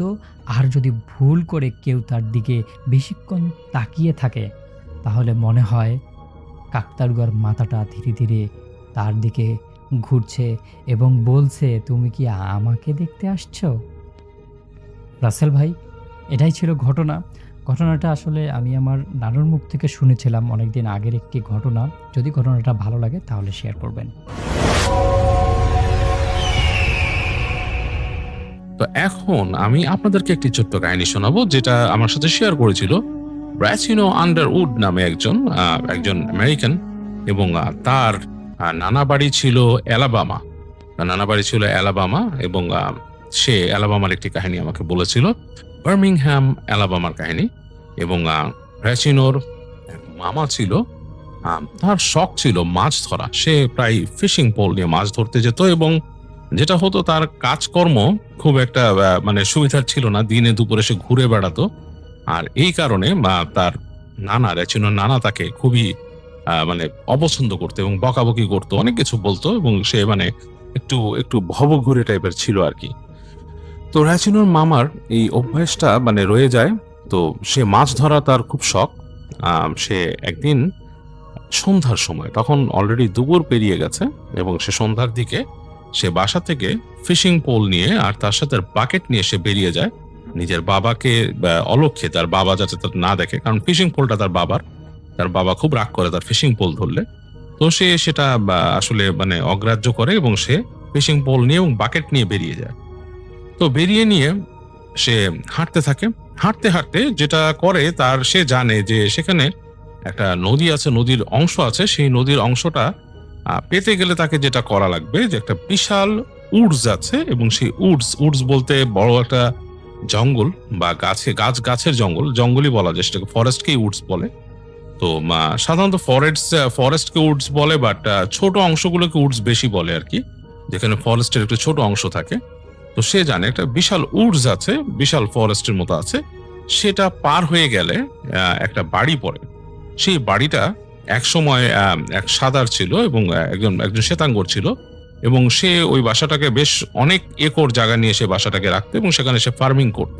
এবং সেই শ্বেতাঙ্গর বাসায় অনেক রকমের মানুষ কাজ করতো, এবং শ্বেতাঙ্গ লোকটা মানে একটু রুড প্রকৃতির ছিল, এবং সে মানে অন্যরকম ছিল। তো পরবর্তীতে কিছু একটা আনসেটেলড ব্যাপারে সে মারা যায়, এবং তার পরিবার সেই বাড়িটাকে ওইভাবেই ফেলে রাখে। বাড়িটার আসলে খুব একটা যত্নার্থে কিছু করা হয়নি, এবং সেটার কোনো ডিসিশনও হয়নি।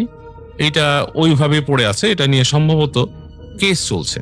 তো যাই হোক, সেই বাড়িটা মোট কথা একটা আনসেটেলড একটা প্রপার্টি, সেখানে সেই বাড়িটা আছে উডসের পরে, এবং সেটার পর দিয়ে, এবং বাড়িটা কিন্তু অনেক পুরনো একটা বাড়ি, যেটার পরবর্তীতে রিনোভেশনও হয়নি। যাই হোক, সেই বাড়ির পরে উডসের আরেকটা অংশ আছে, এবং তারপরই হচ্ছে সেই নদীর অংশটা।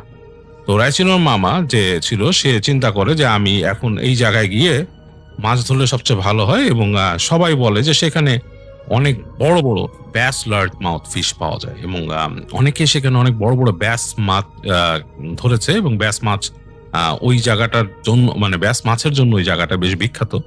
যারা মাছ ধরে তারা ওই জায়গায় ব্যাস শিকার করতে হলে ওই অংশটায় যায়, এবং ভালো মাছ পায়। এমনকি অনেকে নাকি 15 কেজি বা 15 পাউন্ড 14 পাউন্ড এরকম ওজনেরও মাছ ওখানে পেয়েছে।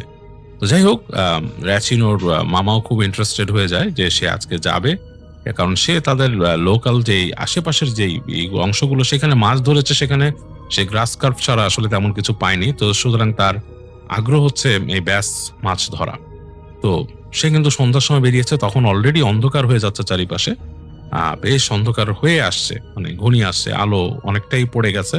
তো সেই সময় বেরোলো। যখন সে হেঁটে হেঁটে উডসের কাছে গেছে, তখন তার একবার মনে হলো যে আসলে একা যাচ্ছি কেন, যদি আমার ফ্রেন্ডকে নিয়ে যেতাম। তার এক ফ্রেন্ড ছিল নিকোলাস, তাকে সাথে নিয়ে যেতে পারলে তার জন্য ভালো হতো। একবার ভাবলো সে, কিন্তু সে ভাবলো আমি অনেক দূর চলে আসছি, এখন আমাকে জাস্ট উডসের মধ্যে ঢুকতে হবে, উডসের হাঁটা পথ ধরে হেঁটে যাবো সামনে, অ্যান্ড দেন ওই প্রপার্টি ক্রস করলেই তারপরেই তো একটা উডসের ছোট অংশের পরেই হচ্ছে সেই নদীর অংশ, সেখানে আমি পৌঁছে গেলেই তো মাছ ধরবো, and on the way back আমি চলে আসবো সুন্দর। সো সে এতটা চিন্তা করছে না। সো সে হাঁটা দিল, এবং সে উডসে ঢুকে গেল। তো সে যখন উডসে ঢুকছে, তখন কিন্তু অন্ধকার একদম ঘনায় আসছে, এবং সে শুনতে পাচ্ছে পাখির ডাক, পাখি যে ডাকছে, সন্ধ্যাকালীন পাখির ডাক, এবং এগুলো শুনতে পাচ্ছে। সো ঢুকে সে নিজের মনে চিন্তা করছে, এবং তার কানে ওয়াকম্যান ছিল, ওয়াকম্যান দিয়ে গান শুনতো তখনকার সময়। সে ওয়াকম্যানের সে গান শুনছে আর সে যাচ্ছে। তো একটা সময় অন্ধকার হয়ে আসলো সামনে। সে মোটামুটি, তার সাথে ফ্ল্যাশ লাইট ছিল, সে ফ্ল্যাশ লাইটের আলো মেরে মেরে এগিয়ে যাচ্ছে, এবং যেতে যেতে সে দেখলো যে আকাশে বড় চাঁদ উঠলো, এবং চাঁদের আলোতে পুরো উডস ছেয়ে গেল। তো উডসের পাতা খুব একটা ছিল না, ডালগুলাই মেন, এবং সেখানে সে আলোটা কিন্তু উডসেও ঢুকছে এবং বেশ লাগছে তার কাছে। সে মনে করলো ওয়েল আমি একটা মানে মানে কঠিন ডিসিশন নিয়েছি আজকে। আসলে এরকম ডিসিশন নেওয়াটা আমার জন্য পারফেক্ট ছিল আজকে। মানে আমি যদি if I wouldn't have taken the decision, আমি এই মুন লাইট দেখতে পাইতাম না। অসাধারণ লাগতেছে আমার কাছে। তো রেচিনোর মামা এটা চিন্তা করতে করতে সামনে এগুলো। সে ফ্ল্যাশ লাইট এখন আর মারে না, দেখা যাচ্ছে সামনে সব। সো পায়ে চলা পথ ধরে সে একসময় পৌঁছে গেল সেই প্রপার্টির কাছে, সেই যে আনসেটেল প্রপার্টি। এবং সেখানে সেই উডসের পরে বেরোতে হবেই, সেই প্রপার্টিতে যেতেই হবে, কারণ সেই প্রপার্টির যে ফেন্সটা দেওয়া ছিল সেখানে, সেই ফেন্সটা ওই জায়গা দিয়ে বেশ নড়বড়ে ভাঙা টাইপের, তো অনেকেই চলাফেরা করছে, এখান থেকে বোঝা যায়। তো রেচিনোর মামা সেই প্রপার্টির ওই জায়গা দিয়ে ঢোকে, ফেন্সটা সেই খোলা অংশ দিয়ে ঢোকে সে হেঁটে হেঁটে পার হতে থাকে। তো যখন সে সেই প্রপার্টির মধ্যে ঢোকে দেখে ঘাস বড় হয়ে গেছে, কারণ এখানে আর কেউ ঘাসের চর্চা করে না, মানে পরিচর্যা করে না। এখানে এখন আর সেই লন মোর করা বড় জায়গা নাই, এখন বড় বড় ঘাস হয়ে গেছে। তো সে হাঁটছে আর তাকাচ্ছে, সে দূরে দেখতে পাচ্ছে বাড়িটা, সেই বাড়ি যেটা নাকি যেখানে মানে মানুষ থাকতো আগে, সেই বাড়িটা হচ্ছে কাঠের একটা বাড়ি, মাঝখানে দেখা যাচ্ছে বেশ বড় দোতলা বাড়ি, বেশ উঁচু দোতলা বাড়ি, এবং কাঠের সেই অবকাঠামো দাঁড়িয়ে আছে। একপাশে জ্যোৎস্না চাঁদ উঠছে, চাঁদের আলো সেই বাড়িকে ছাড়িয়ে এসে লনে পড়তেছে, এবং সে দেখতেছে যে বাড়ির পাশে ঠিক একটু সাইডে একটা বিশাল গাছ আছে, এবং সেই গাছের সাথে একসময় দোলনা লাগানো ছিল সে বুঝতে পারছে, এবং আরো এই পাশে অনেকগুলো গাছ আছে, এবং সে এগুলো দেখতে দেখতে আস্তে আস্তে এগুচ্ছে, এবং দেখে সে চিন্তা করছে যে আসলে মানে it was so nice place once. সে চিন্তা করছে যে একসময় নাইস প্লেস ছিল। আবার তার কাছে মনে হচ্ছে যে এগুলো যখন নাকি বাড়িটা অনেক পুরনো, এবং একসময় হয়তো এই যে আগে যে শ্বেতাঙ্গ ছিল তার পূর্বপুরুষরা ছিল, এখানে একসময় দাস প্রথা অ্যাক্টিভ ছিল, তখন হয়তো এদের উপর অত্যাচারও হয়েছে। অনেক কিছু চিন্তা করতে করতে রেচিনোর মামা এগুচ্ছে সামনে, এবং তিনি বাড়িটা দেখছেন, এবং তার কাছে একই সাথে সুন্দর লাগছে, আবার একই সাথে একটু ভয়ও লাগছে, কারণ বাড়ির যে অবকাঠামোটা সেটা কিন্তু আসলে দাঁড়িয়ে আছে একটা কঙ্কালের মতো। মনে হচ্ছে যে এই যেটা আমি বলেছি এর আগে আপনাদের, অনেক সময় এরকম বাড়ি দেখলে মনে হয় কিছু একটা বেরিয়ে আসবে বাড়িতে, সেরকমই তার ফিল হচ্ছে। এবং সে হাঁটতে হাঁটতে কিন্তু খোলা মাঠ দিয়ে চলে আসলো সেই বাড়ির গাছ ক্রস করে, এবং আরো কিছু বাগানের মতো ছিল, ছোটখাটো একটা উডসের মতো। সেটা অ্যাকচুয়ালি একটা কাইন্ড অফ লাইক ওই বাড়িরই অংশ, বাগান, এক্সটেন্ডেড বাগান টাইপের। সেটার ভেতর দিয়ে সে আসলো, এবং সে যখন নাকি বাগানটা পার হচ্ছে তখন সে খেয়াল করলো যে এই বাড়ির পাশে বাগানের এক সাইডে কিন্তু একটা ছোট গ্রেভিয়ার্ড আছে, এবং সেটা সে আসলে জানতো না।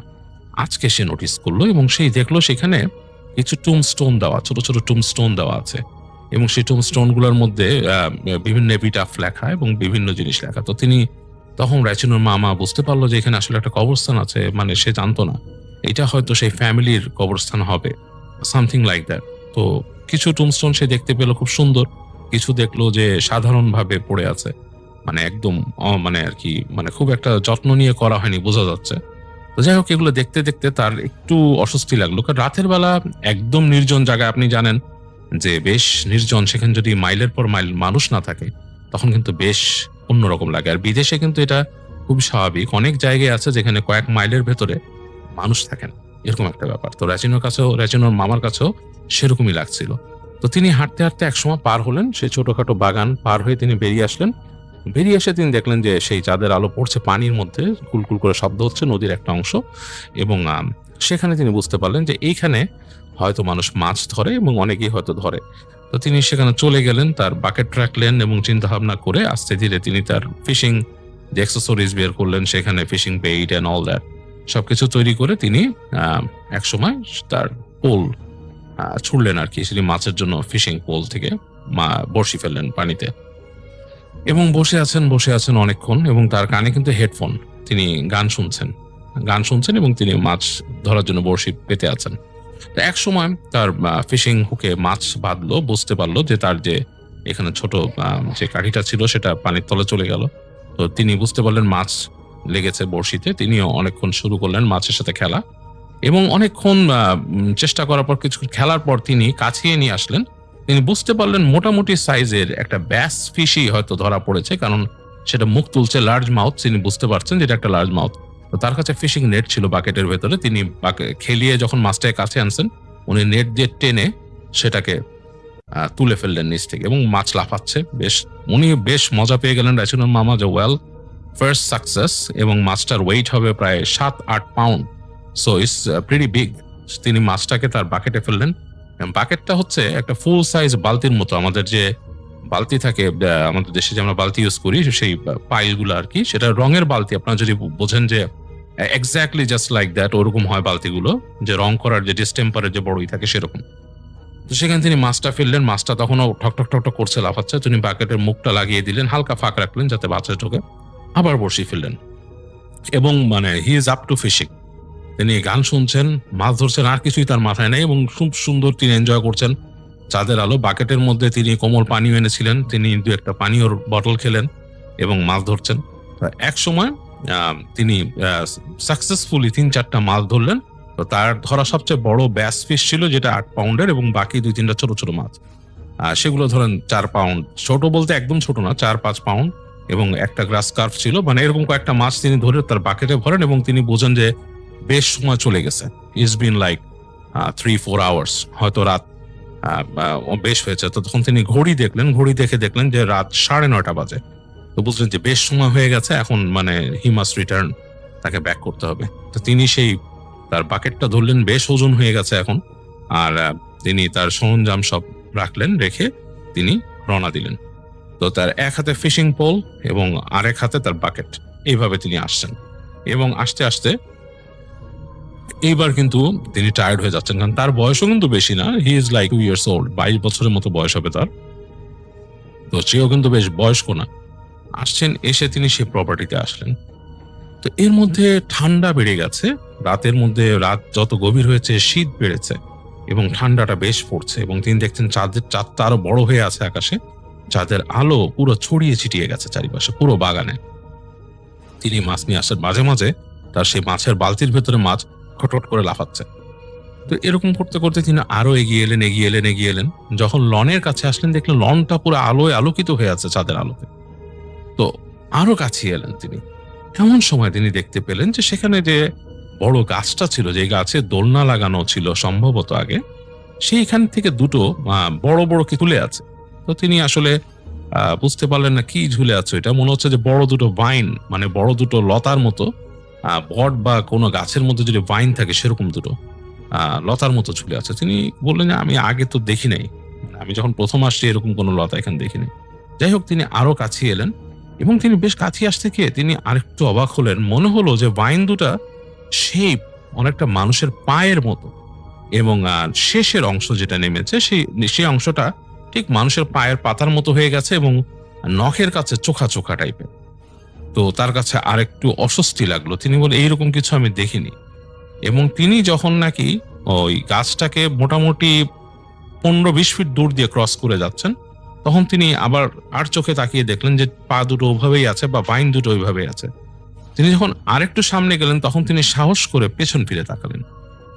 এইবার তার ভয় পাবার পালা, তার সারা শরীরের রোম দাঁড়িয়ে গেল। তিনি দেখলেন গাছের ডালে একটা মহিলা বসা, এবং সেই মহিলাটার হাত দুটো জাস্ট লাইক আরো দুটো বাইনের মতো, এবং চেহারাটা কালো কুচকুচে, চেহারার ভেতরের অংশ বোঝা যাচ্ছে না কিছু। তার পা দুটোই ঝুলেছিল এবং পা দুটোর লম্বা হবে প্রায় 8 ফিট 10 ফিটের মতো দুটো পা, এবং মাঝখানে শরীরটা আরো 4-5 ফিট, দুটো হাত আরো লম্বা, মানে টোটালি মহিলাটা লম্বা হবে 15 থেকে 20 ফিট। মুসে গাছের বড় ডালটার মধ্যে বসেছিল। তো র্যাচিনোর মামা এটা দেখে তার সারা শরীর ঠান্ডা হয়ে যায় এবং তার পুরো শরীরে গুজবাম্প হয়। তিনি ফিল করেন যে তিনি নেমে দৌড় দিবেন, সেখান থেকে ঝেড়ে দৌড় দিবেন। তো তিনি তারপরও ভয়ের সময় মাথা একটু ঠান্ডা রেখে তিনি আস্তে আস্তে চলার চেষ্টা করেন, চিন্তা করেন যে আমি যদি জায়গাটা পার হয়ে যেতে পারি। সে আরেকটু আগে তিনি হেঁটে যান। এই সময় তিনি হঠাৎ করে পেছনে শব্দ পান। তার মনে হলো তার পেছনে কিছু একটা ভেসে আসছে। এইবার আর তিনি সেই গাছের উপরে বসা কালো মহিলাটাকে দেখলেন না, মনে হলো একটা কালো এক টুকরো কাপড় যদি হয়, সেই কাপড়টা যদি বেশ বড় একটা চাদরের মতো তাকে ধেয়ে আসছে, কালো একটা কাপড়ের মতো তাকে ধেয়ে আসছে। এবং সে তখন আর কিছু না বুঝে ঝেড়ে দৌড় দিলেন সেখান থেকে, এবং তার হাতে বালতি আর ফিশিং পোল ঠিকই আছে। তিনি খুব স্পিডে দৌড়াচ্ছেন। দৌড়াতে দৌড়াতে তিনি চলে আসছেন সেই ভাঙা বেড়ার কাছে, এবং বেড়ার কাছে এসে তিনি মানে আটকে গেছেন, তার হাতের যে ফিশিং পোলটা আটকে গেছে। তিনি দেখলো যে সেই কালো যে একটা কাপড়ের মতো উড়ে আসছিল, সেটা আরো কাছে আসলো এবং একসময় দপ করে একটা কালো ধোঁয়ার কুণ্ডলিতে পরিণত হলো এবং আরো কাছে দৌড়ে আসলো। তো তিনি তার ফিশিং পোলটাকে ছুটিয়ে আবার দৌড় দিলেন। তো দৌড় দিতে দিতে তিনি আর মানে বাঁচছেন না, প্রচন্ড জোরে দৌড়াচ্ছেন তিনি সেই উডসের মধ্যে দিয়ে দৌড়াচ্ছেন, আলোতে যতটুকু দেখা যাচ্ছে, এবং তার মনে হচ্ছে যে তার পেছনে কেউ ধাওয়া করে আসছে এবং তিনি বুঝতে পারছেন যে কিছু একটা আসছে তার পেছনে। তো তিনি এক পর্যায়ে যেটা করলেন, বালতিটাকে আর টানতে পারলেন না, তিনি বালতিটা তার হাত থেকে পিছলে পড়ে গেল। বালতির যে বাঁকানো হ্যান্ডেলটা তিনি ধরেছিলেন সেটা তার হাত থেকে পিছলে পড়ে গেল, ঠাস করে পড়লো, পড়ে ভেতর থেকে তার কিছু সরঞ্জাম বেরিয়ে গেল, তার মাছ সাইড হয়ে বের হয়ে গেল দুটো। তিনি একবার ভাবলেন তিনি পেছন ফিরে যাবেন সেখানে, তো তিনি আর কিছু দেখতে পারলেন না, তিনি ঝেড়ে দৌড় দিলেন, কারণ তার পেছনে তিনি দেখেছেন সে কালো জমাট বাঁধা একটা ধোঁয়ার মতো পেছনে আছেন। তিনি দৌড়ে আসলেন, দৌড়াতে তিনি একসময় সে উডস পার হয়ে উঠে গেলেন মেন রাস্তায়। সেখান থেকে তিনি দৌড়াতে থামলেন না, তিনি হাঁপাচ্ছেন, প্রচন্ড ক্লান্ত অবস্থায় চলে আসছেন তাদের বাসায় এবং বাসায় এসে প্রচন্ড জোরে তিনি তার গেটের উপরে পড়লেন। তো ভেতর থেকে তার বাবা চিৎকার করে উঠলো, হুজ দ্যাট? তো তিনি কোনো উত্তর দিতে পারছেন না, হাঁপাচ্ছেন। তো তার বাবা একসময় দরজা খুললেন, খুলে তার ছেলেকে দেখলেন তো পড়ে গেল, সে রাচিনুর মামা পড়ে গেছে। তো তার বাবা এই দেখে ছেলের উপর রাগ করেনি, তাকে তাড়াতাড়ি নিল, যে কি হয়েছে জিজ্ঞেস করলো। তার মা এসেও জিজ্ঞেস করলো কি হয়েছে, বলতে পারছে না, তার মুখে কথা নেই। তো তারা তাকে অনেকক্ষণ শান্ত করার চেষ্টা করে তার বাবা তাকে নিয়ে যে বললো, যে তার মাকে বললো ক্লিন হিম আপ। তো তাকে তার মা পরিষ্কার করে দিল হাত পা। তো হাত পা পরিষ্কার করে তার বাবা তাকে টেবিলে বসালেন, বললো যে কি হয়েছে, what happened to you? তো সে বললো যে I went fishing। তো তার বাবা বললো যে কি হয়েছে, so what happened? তো বলে যে আমি ওই জায়গায় ফিশিং এ গেছি, এখান থেকে এত দূর। তার বাবা শুনে খুব রাগ করলেন, রাগ করে বললেন যে তুমি কি ওই অ্যাবান্ডন প্রপার্টি ক্রস করে গেছো ওই জায়গা তুমি জানো যে ওই জায়গাটা খারাপ, ওই জায়গায় ডেড ম্যান সোল আছে, অনেক ডেড ম্যান সোল। অনেক কিছু তাকে তার বাবা বলেন, যে ওইখানে তারা বলে তাদের কথায় যে মৃত মানুষের আত্মারা সেখানে ঘোরাফেরা করে এবং অনেক কিছু। তো সে চুপ করে থাকে, কিছু বলে না। তো তার বাবা তাকে অনেক বোঝায় বলে যেরকম যেতে হয় না, অনেক জায়গা আছে খারাপ পৃথিবীতে, অতি প্রাকৃত অনেক ব্যাপার আছে, সেগুলোই করে। তো তুমি বেঁচে গেছো আজকে, তুমি হয়তো বাঁচতে নাও পারতা। যাই হোক, অনেক কিছু বুঝায়। তো তার মা তাকে রাতের বেলা ঘুমাতে দেয়, বলে যে কিছু হলে আমাকে ডাকবা। রাচিনোর মামা ঘুমোতে যায় এবং তিনি নাকি রাতের বেলা অনেক রকম নাইটমেয়ার দেখেন, অনেক বেশি রকমের দুঃস্বপ্ন দেখেন, বিভিন্ন রকমের রাতের স্বপ্নের মধ্যে শব্দ করেন। তো রাচিনোর নানি তাকে গিয়ে দেখেন রাতের বেলা, শান্ত করেন। তো যাই হোক, তো পরদিন নাকি রাচিনোর মামা মোটামুটি একটু ঠিক হয়ে যায় এবং সে নাকি পরদিনই তার বন্ধুকে নিয়ে, নিকোলাসকে নিয়ে সে গিয়েছিল সেই উডসের মধ্যে যেখানে তার বালতি পড়েছে সেগুলো নিয়ে আসতে। তো সেখানে গিয়ে দেখে তার বালতি ঠিক আছে, সেখানে মাছের কোনো এমনি চিহ্ন সে পায় না। তো অনেক দূর আরো হেঁটে যেয়ে সে দেখে যে সে মাছের একটা অংশ, লেজের কিছু অংশ, একটা ব্যাস ফিশের একটা লেজের কিছু অংশ পড়ে আছে, এতক্ষণে পচে গেছে, গন্ধ ছড়াচ্ছে বেশ বাজেভাবে, কিন্তু বাকি মাছটা নেই। সো সে এটার কোনো ডেফিনেশন নাই, সে বলতে পারে এটা কোনো প্রাণী নিয়ে যেতে পারে, ওই জঙ্গলের মধ্যে কোনো ওয়াইল্ড ক্যাট থাকতে পারে বা কোনো র্যাকুন থাকতে পারে, এরা নিয়ে যেতে পারে। সো ওইটার ব্যাপারে সে বলতে পারে না এটা পিশাচ নিয়েছে কিনা, বাট ওখানে এটা ছিল। এবং সে রাচিনোর মামা তখন বলে যে আমাদের এই অ্যালাবামাতে, রাচিনো নিজে বলছে যে অ্যালাবামাতে অনেক এরকম মেছো ভূতের কাহিনী প্রচলিত আছে। মেছো ভূত মানুষকে আক্রমণ করেছে, মেছো ভূত মানুষকে ঘুম থেকে ডেকে নিয়ে গেছে মাছ ধরার জন্য, যেটা আমাদের দেশে অতি প্রচলিত কাহিনী। সেটাও কিন্তু অ্যালাবামাতে অনেকে এই ধরনের কাহিনী শুনে থাকে।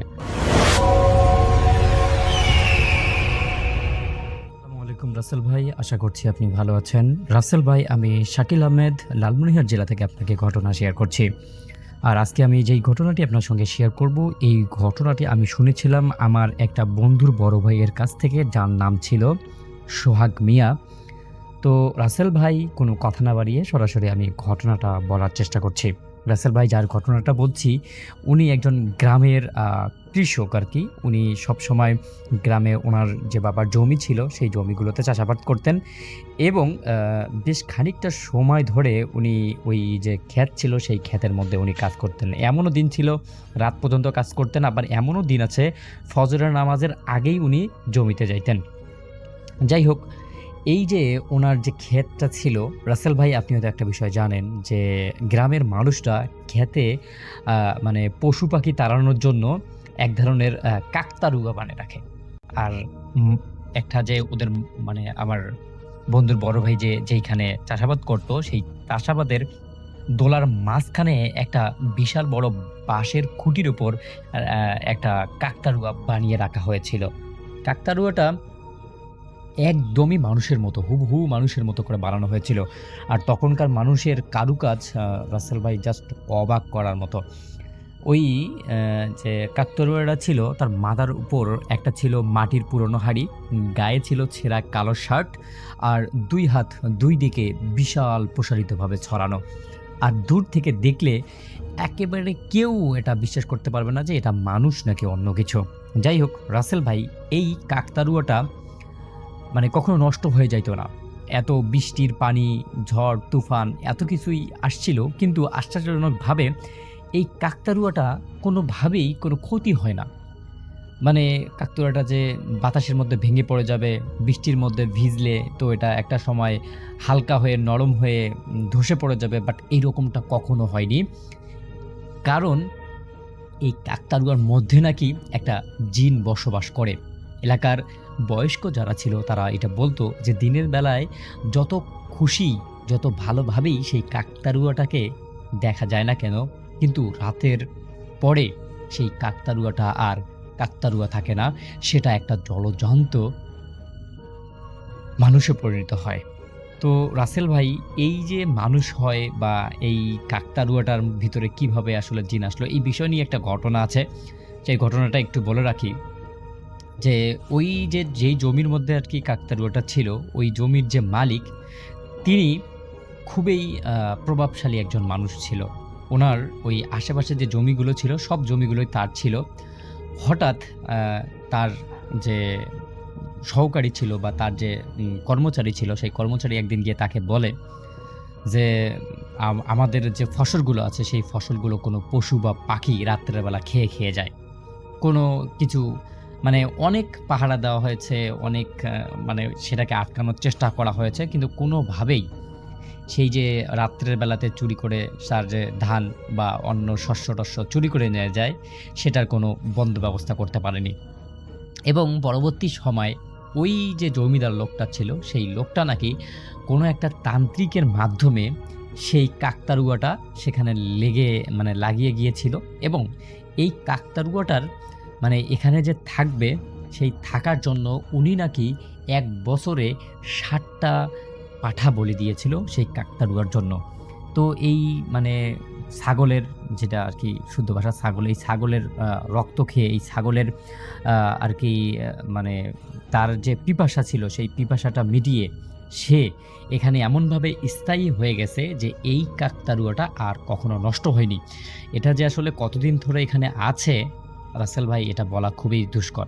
যাই হোক, আমার যে বন্ধুর ভাই ছিল, উনি অবশ্য এইসব কিছু একদমই বিশ্বাস করতেন না। উনি ছোটবেলা থেকেই উনি ওই জমিতে চাষ করতেন।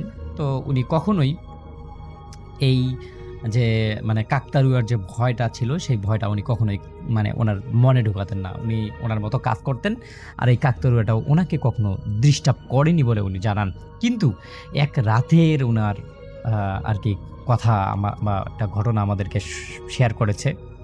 তো রাসেল ভাই একদিন ওই আমার যে বন্ধুর বড় ভাই, যার নাম সোহাগ মিয়া, উনি একদিন ওনার যে হাতে থাকা যে কোদাল ছিল, সেই কোদালটা মানে রাতের মানে কি বলে সন্ধ্যার আগে বাড়ি ফেরার আগে তাড়াহুড়ো করে ফেরার সময় সেই কোদালটা উনি মাঠে ফেলে রেখে আসেন, এবং ওনার আর কি মনে হচ্ছিল না কোথায় ফেলে রেখেছেন। যখন উনি খাওয়া দাওয়া করছেন, করে যখন ঘুমাতে যাবেন, তার আগেই উনার হঠাৎ করে মনে পড়ে যে ওনার কোদালটা তো উনি মাঠেই রেখে আসছেন।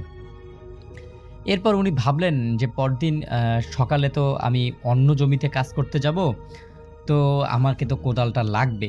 এজন্য উনি কি করেন, উনি রাত্রের বেলায় হাতে একটা টর্চ লাইট নিয়ে বেরিয়ে পড়েন সেই মাঠের দিকে, যেখানে আর কি উনি ওই কোদালটা রাখছিলেন। যাই হোক, যখন উনি বের হচ্ছেন তখন দেখলেন যে চারপাশে অনেক কুয়াশায় ঢাকা, দূরে কোথাও যেন শিয়ালের ডাক শোনা যাচ্ছে, আবার ঝিঝি পোকার শব্দগুলো খুব সুন্দর তার কাছে লাগতেছে আর কি। তো রাসেল ভাই উনি এই সমস্ত কিছু শব্দ শুনতে শুনতে ভাওয়াইয়া গান গাইতে গাইতে উনি আর কি সেই ওনার যে এখানে কোদালটা রেখেছিলেন সেই জমির মধ্যে গেলেন এবং উনি যখন জমির মধ্যে যাচ্ছেন তখন ওই যে কাকতাড়ুয়াটা যে ছিল ওই কাকতাড়ুয়াটার সঙ্গে উনি প্রায় সময় কথা বলতেন। এমনিতেই উনি জানতেন যে এই কাকতাড়ুয়াটা কোনো কথার উত্তর দিবে না, কিন্তু তারপরে উনি কথা বলতেন কিরে আজকে জমিতে কি শিয়াল ধান খেয়েছে নাকি, কয়টা পাখি ধান খেলো, এরকম উনি আর কি সবসময় মজা করতেন। যাই হোক, উনি ওই যে কাকতাড়ুয়াটা ছিল সেই কাকতাড়ুয়াটাকে দেখলেন ওনার দিকে করে তাকা, কিন্তু উনি স্পষ্টভাবে দেখলেন যে ওনার দিকেই তাকিয়ে আছে। আর ঠিক তখনই উনি কোদালটা নিয়ে ফিরে আসতে চাইলেন, কিন্তু যখনই উনি ফিরে আসলেন আর তখনই উনি দেখলেন যে কাকতাড়ুয়ার মুখটা এবার বিপরীত দিকে করে রাখা। উনি নিজেকে বোঝালেন হয়তো আমি ভুল দেখেছি বা আমার এই ঘুরে যাওয়ার কারণে আমার মাথা হয়তো ঘুরে গেছে বা এখানে অন্য কিছু হয়েছে। যাই হোক, উনি ওনার মতো করে চলে আসতেছেন। উনি ভাবলেন যে ওর কাজ করুক, আমি আমার কাজ করি। তো উনি যখন আসতেছেন, আস্তে আস্তে হঠাৎ করে কিছু দূর যাওয়ার পর উনি পিছন থেকে একটা শব্দ পেলেন।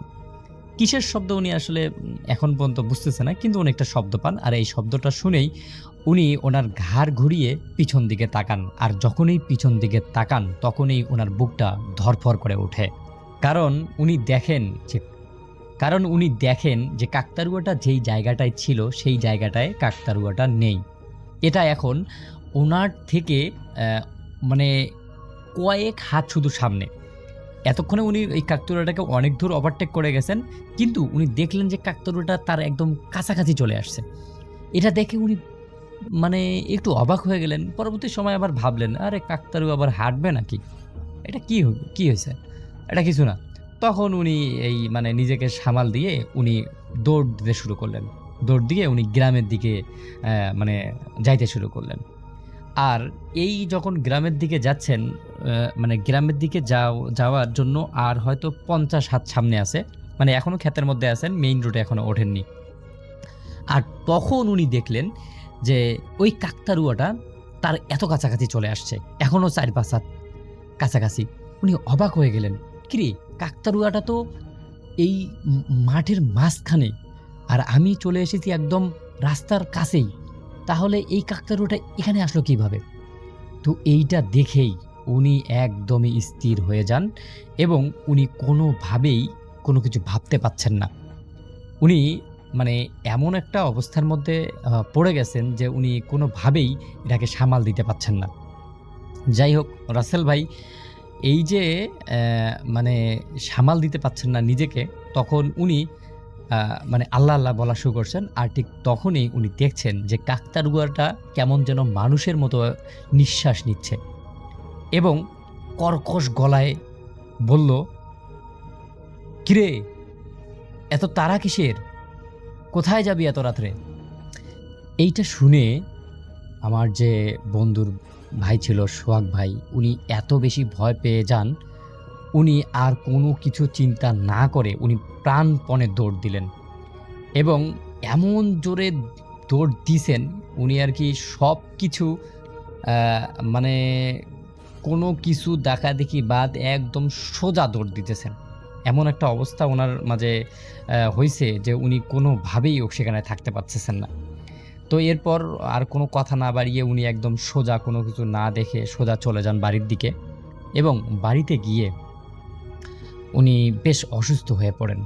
ওনার প্রায় 15 দিন পর্যন্ত বিশাল জ্বর থাকে এবং এই জ্বর থাকার পর যখন ওনার এই যে কাকতাড়ুয়াটার জন্যই জ্বর হয়েছে বা কাকতাড়ুয়াটার জন্যই উনি এরকম একটা পরিস্থিতির মধ্যে ভুগছেন, তখন ওই যে কাকতাড়ুয়াটাকে যেই কি বলে তান্ত্রিক ওটাকে বানিয়েছিল, সেই তান্ত্রিককে খোঁজা সবাই শুরু করে দেয়। সবাই বলে, যারা বৃদ্ধ লোকরা ছিল তারা বলে যে এই জ্বর ভালো করার জন্য সেই তান্ত্রিককেই লাগবে, কারণ এই যে কাকতাড়ুয়াটা ছিল এই কাকতাড়ুয়াটাকেই ওই তান্ত্রিক এখানে রেখেছে, ওই তান্ত্রিকেই পাবে। এরপর পুরো গ্রাম জুড়ে ওই তান্ত্রিককে খোঁজা শুরু করে দেয়। তান্ত্রিককে তো কোনোভাবেই পাচ্ছে না, তান্ত্রিক তো মানে কোথায় ছিল কোন তান্ত্রিক, এটা খুঁজতে খুঁজতে তাদের প্রায় আরও 2-3 দিন সময় লেগে যায় এবং অবশেষে তারা তান্ত্রিকের বাড়ির সন্ধান পায়। বাড়িতে গিয়ে দেখেন যে তান্ত্রিক আজ থেকে প্রায় অনেক দিন আগে মারা গিয়েছে, কিন্তু তার একজন শিষ্য রেখে গেছেন, যেই শিষ্যকে উনি ওনার যে যতগুলো কাজ ছিল, যতগুলো ওনার অসম্পূর্ণ কাজ ছিল, সেই অসম্পূর্ণ কাজগুলোকে উনি ওই ওনার শিষ্যকে বাতিয়ে দিয়ে গেছেন যেন এই কাজগুলো যেন সম্পূর্ণ করা হয়। এবং ওই যে শিষ্যটা যে ছিল, ওই শিষ্য আর কি এই খুঁজতেছিল, সব কাজগুলো আস্তে আস্তে আস্তে আস্তে সামাল দিচ্ছিল, কিন্তু এই যে কাকতাড়ুয়াটা কোথায় ছিল বা কোন গ্রামে ছিল এটা উনিও খুঁজে পাচ্ছিলেন না। এরপর আর কি ওই তান্ত্রিককে নিয়ে আসা হয়। নিয়ে আসার পর ওই যে উনি বলেন যে আসলে এনার জ্বর অটোমেটিকলি ঠিক হয়ে যাবে যতক্ষণ না পর্যন্ত ওই কাকতাড়ুয়াটার কোনো একটা বন্ধ ব্যবস্থা করা না হয়। এরপর সবাই মিলে ওই তান্ত্রিককে ধরে যে এই কাকতাড়ুয়াকে কোনো না কোনোভাবে এখান থেকে সরাতে হবে। তো তখন উনি বলেন যে এটা তো এমনি এমনি সরানো যাবে না, এটাকে আমাবস্যার রাতে সরাতে হবে। এরপর ওনাকে বেশ কিছুদিন ওই যে আমার বন্ধুর বাড়ি আছিল সেই বাড়িতে ওনাকে রাখা হয়। রাখার পর একদিন আসে আমাবস্যার রাত। সেই আমাবস্যার রাতে উনি একটা সাদা রঙের পাটা ছাগল আবদার করেন এবং তার কথা অনুযায়ী একটা সুন্দর দানব গুদুম দাদম চেহারার একটা পাটা ছাগল নিয়ে আসা হয় এবং সেটা নিয়ে উনি প্রায় রাত 10টা থেকে শুরু করে রাত 2টা পর্যন্ত ওখানে বিভিন্ন রকমের মন্ত্রতন্ত্র, বিভিন্ন ধরনের আর কি যে সমস্ত কিছু করে আর কি, এই সমস্ত কিছু করে একদম শেষ বেলায় মানে উনি ওই যে পাঠাটা দিয়েছিল সেই পাঠাটাকে ওখানে বলি করে দেয় এবং বলি করে দিয়েই তিনিও সেখানে অজ্ঞান হয়ে পড়ে। পরবর্তী সময় ওনার যখন জ্ঞান ফেরে তখন ওনাকে জিজ্ঞাসা করা হয় যে আসলে আপনার সঙ্গে কী হয়েছিল। তখন উনি বলেন যে এই যে কাকতাড়ুয়াটা ছিল, এই কাকতাড়ুয়াটা এখানে থাকতে থাকতে ওই এমন একটা পাওয়ারফুল হয়ে গেছিল যে ওকে বিদায় করা এটা অনেক কষ্টকর হয়ে গেছিল। এজন্যই উনি মানে ওই যে কাকতাড়ুয়ার মানে ওনার যে কৌশলগুলো ছিল সেই কৌশলগুলো অবলম্বন করে মন্ত্রতন্ত্র পড়ে সব কিছু রেডি করেছিল এবং এই যে বলি দিল পাঠাটা, বলি দেওয়ার পরে যখন ওই কাকতাড়ুয়াটা এই পাটার রক্ত খাওয়ার জন্য এসেছিল তখনই এই কাকতাড়ুয়াটাকে বন্ধ করে ফেলে এবং বন্ধ করার পর এটাকে আসলে কি বলে মানে একদমই নষ্ট করে দেয়। পরবর্তী সময় থেকে সেই কাকতাড়ুয়াটা পরের মানে কেউ ওটাকে আর কি সরাতে পারেনি, ওটা মানে তান্ত্রিক বলেছিল যে ওটা এমনি এমনি পড়ে যাবে। এরপর হঠাৎ করে একদিন খুব বিশাল বড় রকমের একটা ঝড় হয়, যেই ঝড়ের মাধ্যমে কাকতাড়ুয়াটা যে কোথায় গেল, কিভাবে হলো, মানে কাকতাড়ুয়াটার বাস বা একটু ছোটোখাটো মানে একটু চিহ্ন তো থাকবে, এমন কোনো চিহ্নও তারা খুঁজে পায়নি। তো রাসেল ভাই এই ঘটনার পর থেকে সেই গ্রামে আর কেউ কোনো দিন মাঠের জমিতে কাকতাড়ুয়া লাগায়নি। এটাই ছিল ঘটনা। যদি ঘটনাটা ভালো লাগে তাহলে অবশ্যই শেয়ার করবেন।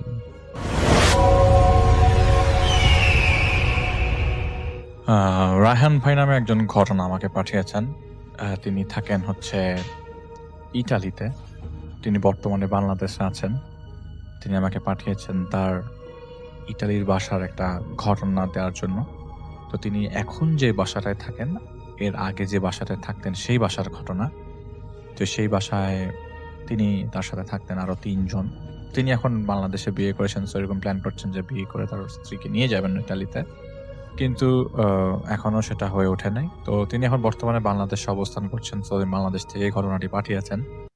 তো ইটালিতে তিনি যে বাসায় থাকতেন সে বাসায় তার ফ্ল্যাটে 3 জন থাকতো তার সাথে। 3 জনের মধ্যে আরেকজন বাঙালি ছিল আর একজন ছিল হচ্ছে ওমান থেকে তিনি ছিলেন আর কি। ওনারা 3 জন একসাথে থাকতেন, তারা 3 জন একটা রেস্টুরেন্টে কাজ করতো। তো উনি আমাকে বলেছেন যে উনি প্রায় সময় রাতে দেরি করে বাসায় ফিরতেন। তো এটা হচ্ছে 2007-08-এর দিকের কথা।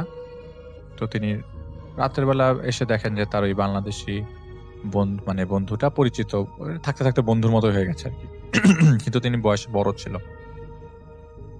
তো তিনিও ম্যারিড, কিন্তু স্ত্রী নিয়ে আসতে পারেন নাই। তো তারা 2 জন জিজ্ঞেস করলো যে ওই ছেলেটা কোথায়। ওই ছেলেটার নাম ছিল নিফাক বা কিছু একটা, নিফাক বলা হয়, নিফাক নাম বলেছিলেন তিনি। তো ওই ছেলেটা কোথায়? তো বলে যে নিফাক তো আসে নাই। বলে যে আসে নাই, কিন্তু ওর তো চলে আসার কথা। বলে না, আসে নাই। তো যাই হোক, উনি 1 দিন যায় 2 দিন যায়, ওই ছেলেটা আসে না। 7 দিন পর ছেলেটা হঠাৎ করে বাসায় আসে। বাসা আসার পর তিনি বলছে যে কি ব্যাপার, তোমার কি অবস্থা?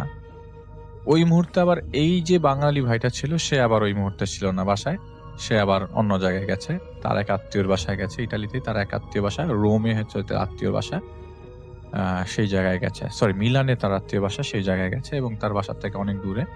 তো তিনি ওই বাসায় চলে যাওয়ার কারণে বলছে যে আমি 10 দিন থাকবো না, আর এমনিতেও সে হোটেল থেকে ছুটি নিয়েছিল, 10 দিনের জন্য সে মিলানে যাবে। তো ওই ভাইটা তখন ছেলেটাকে বললো যে কি ব্যাপার, কি অবস্থা, তুমি এতদিন পরে কোথায় গিয়েছিলা? তো এরকম ভাবে যে বাংলাদেশ ভাইটা ঘুরতে গেছিল সে মনে করেছিল সেও মনে হয় ঘুরে টুরে আসছে। তুমি কোথায় গিয়েছিলে? ছেলেটা কোনো কথা বলে না, চুপচাপ আছে বাসায়। এসে ওই ছেলেটা কি করলো, এই বাংলাদেশে যে ভাইটা মিলানে গেছে তার বাসায়, তার রুমের মধ্যে ঢুকে ছেলেটা যে শুয়ে পড়লো। কিন্তু এটা তো ছেলেটা রুম না, ছেলেটার রুম আলাদা একটা আছে, আর ওইখানে 3টা রুম ছিল। তো ঢুকতেই যে রুমটা, সেই রুমটায় থাকতে হচ্ছে রায়হান ভাই, যিনি আমাকে ঘটনা বলেছেন। আর বাকি যে 2টা রুম ছিল, 2টা রুম আলাদা করে 2জন থাকতো। কিন্তু ছেলেটা রুমে গিয়ে ধপাস করে শুয়ে পড়ে।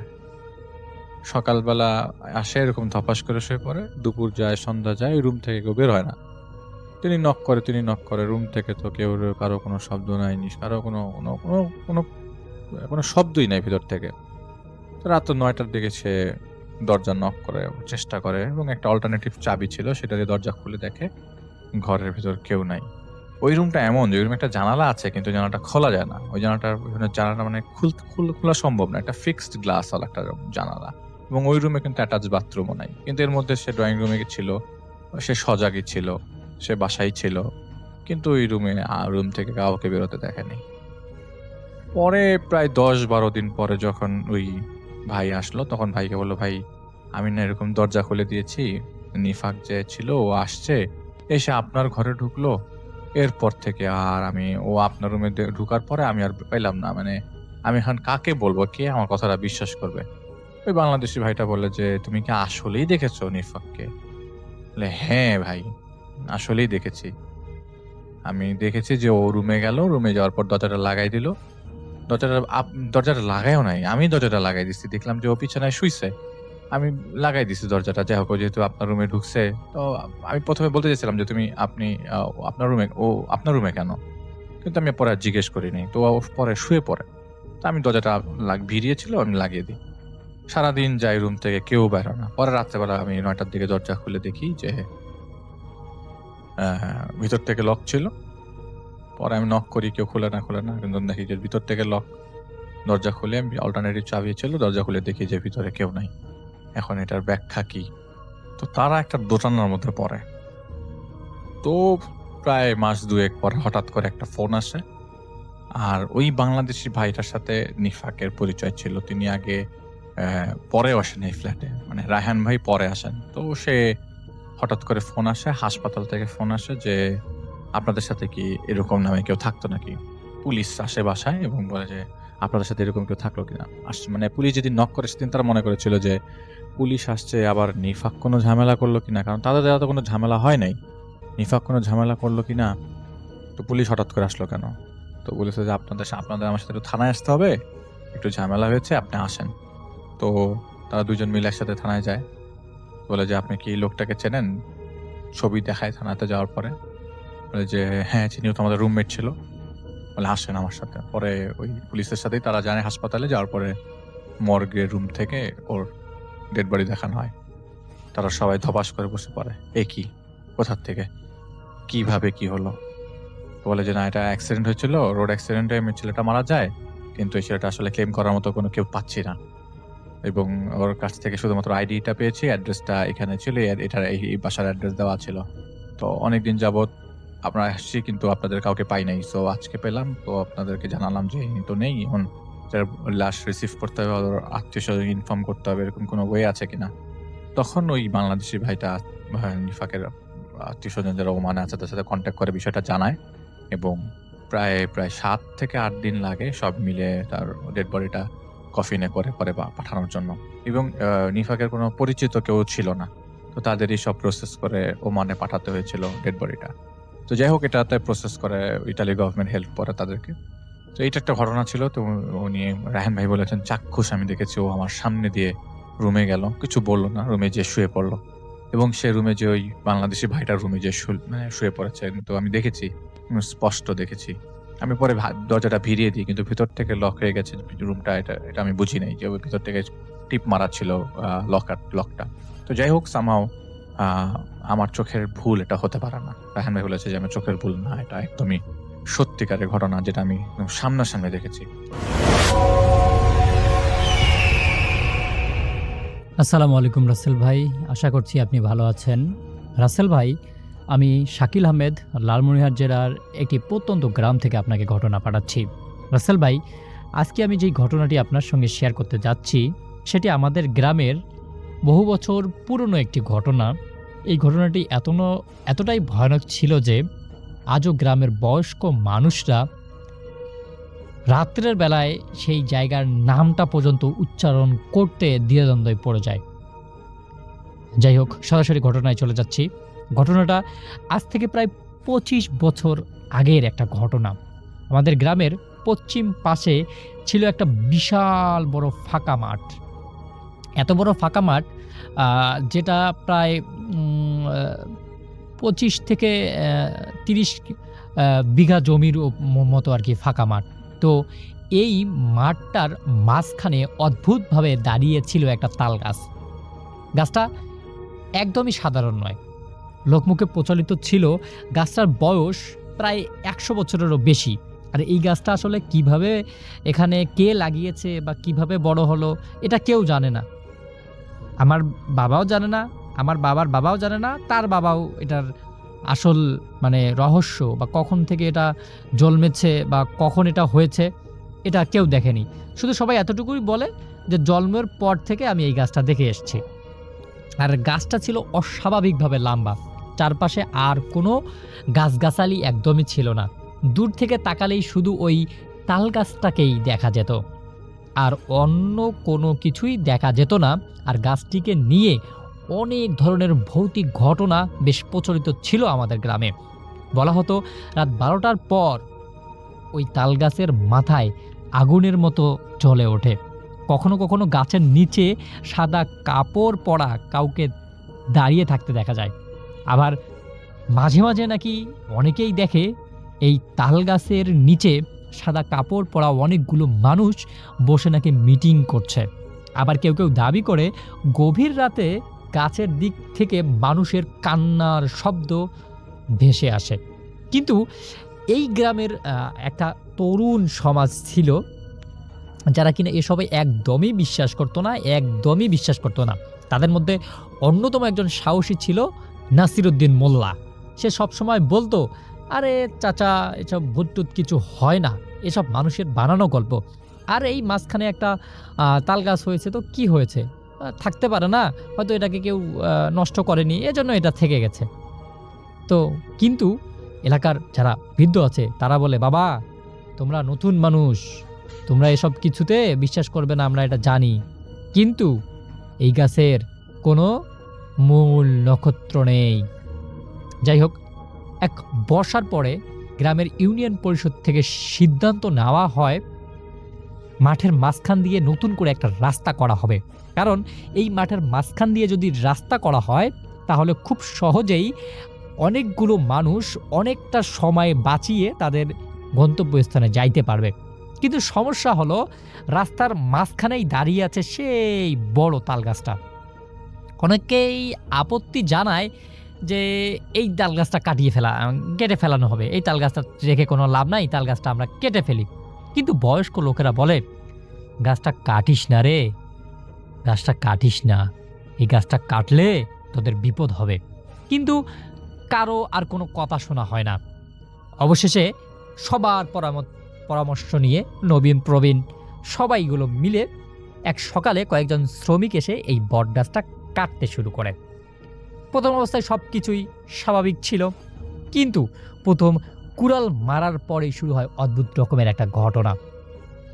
ঘটনাটা এরকম যে ওই গাছটা কাটার আগে আকাশ ভালো ছিল, সব কিছুই একদম পরিষ্কার দেখা যাচ্ছিল, কিন্তু এই গাছটার মধ্যে কুড়াল মারার পরেই শুরু হয় প্রচণ্ড রকমের ঝড়ো বাতাস, ধুলো উঠতে থাকে। শ্রমিকদের একজন ছিল খুবই ভুতুড়ো টাইপের, এবং এটা দেখার পর সে ভয়ে তার কাজ বন্ধ করে দেয়। কিন্তু ওই যে গ্রামের যুবক নাসিরউদ্দিন মোল্লা, সে হাসতে হাসতে বলে, বাতাস বইলেই কি ভূত হয় নাকি? ভূত কি বাতাস হয়ে আসছে নাকি?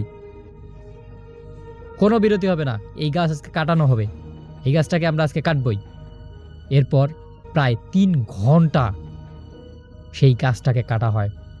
3 ঘন্টা পর হঠাৎ করে একটা সময় গাছটা ধপ করে মাটিতে পড়ে যায়, পুরো মাটিটা কেঁপে ওঠে।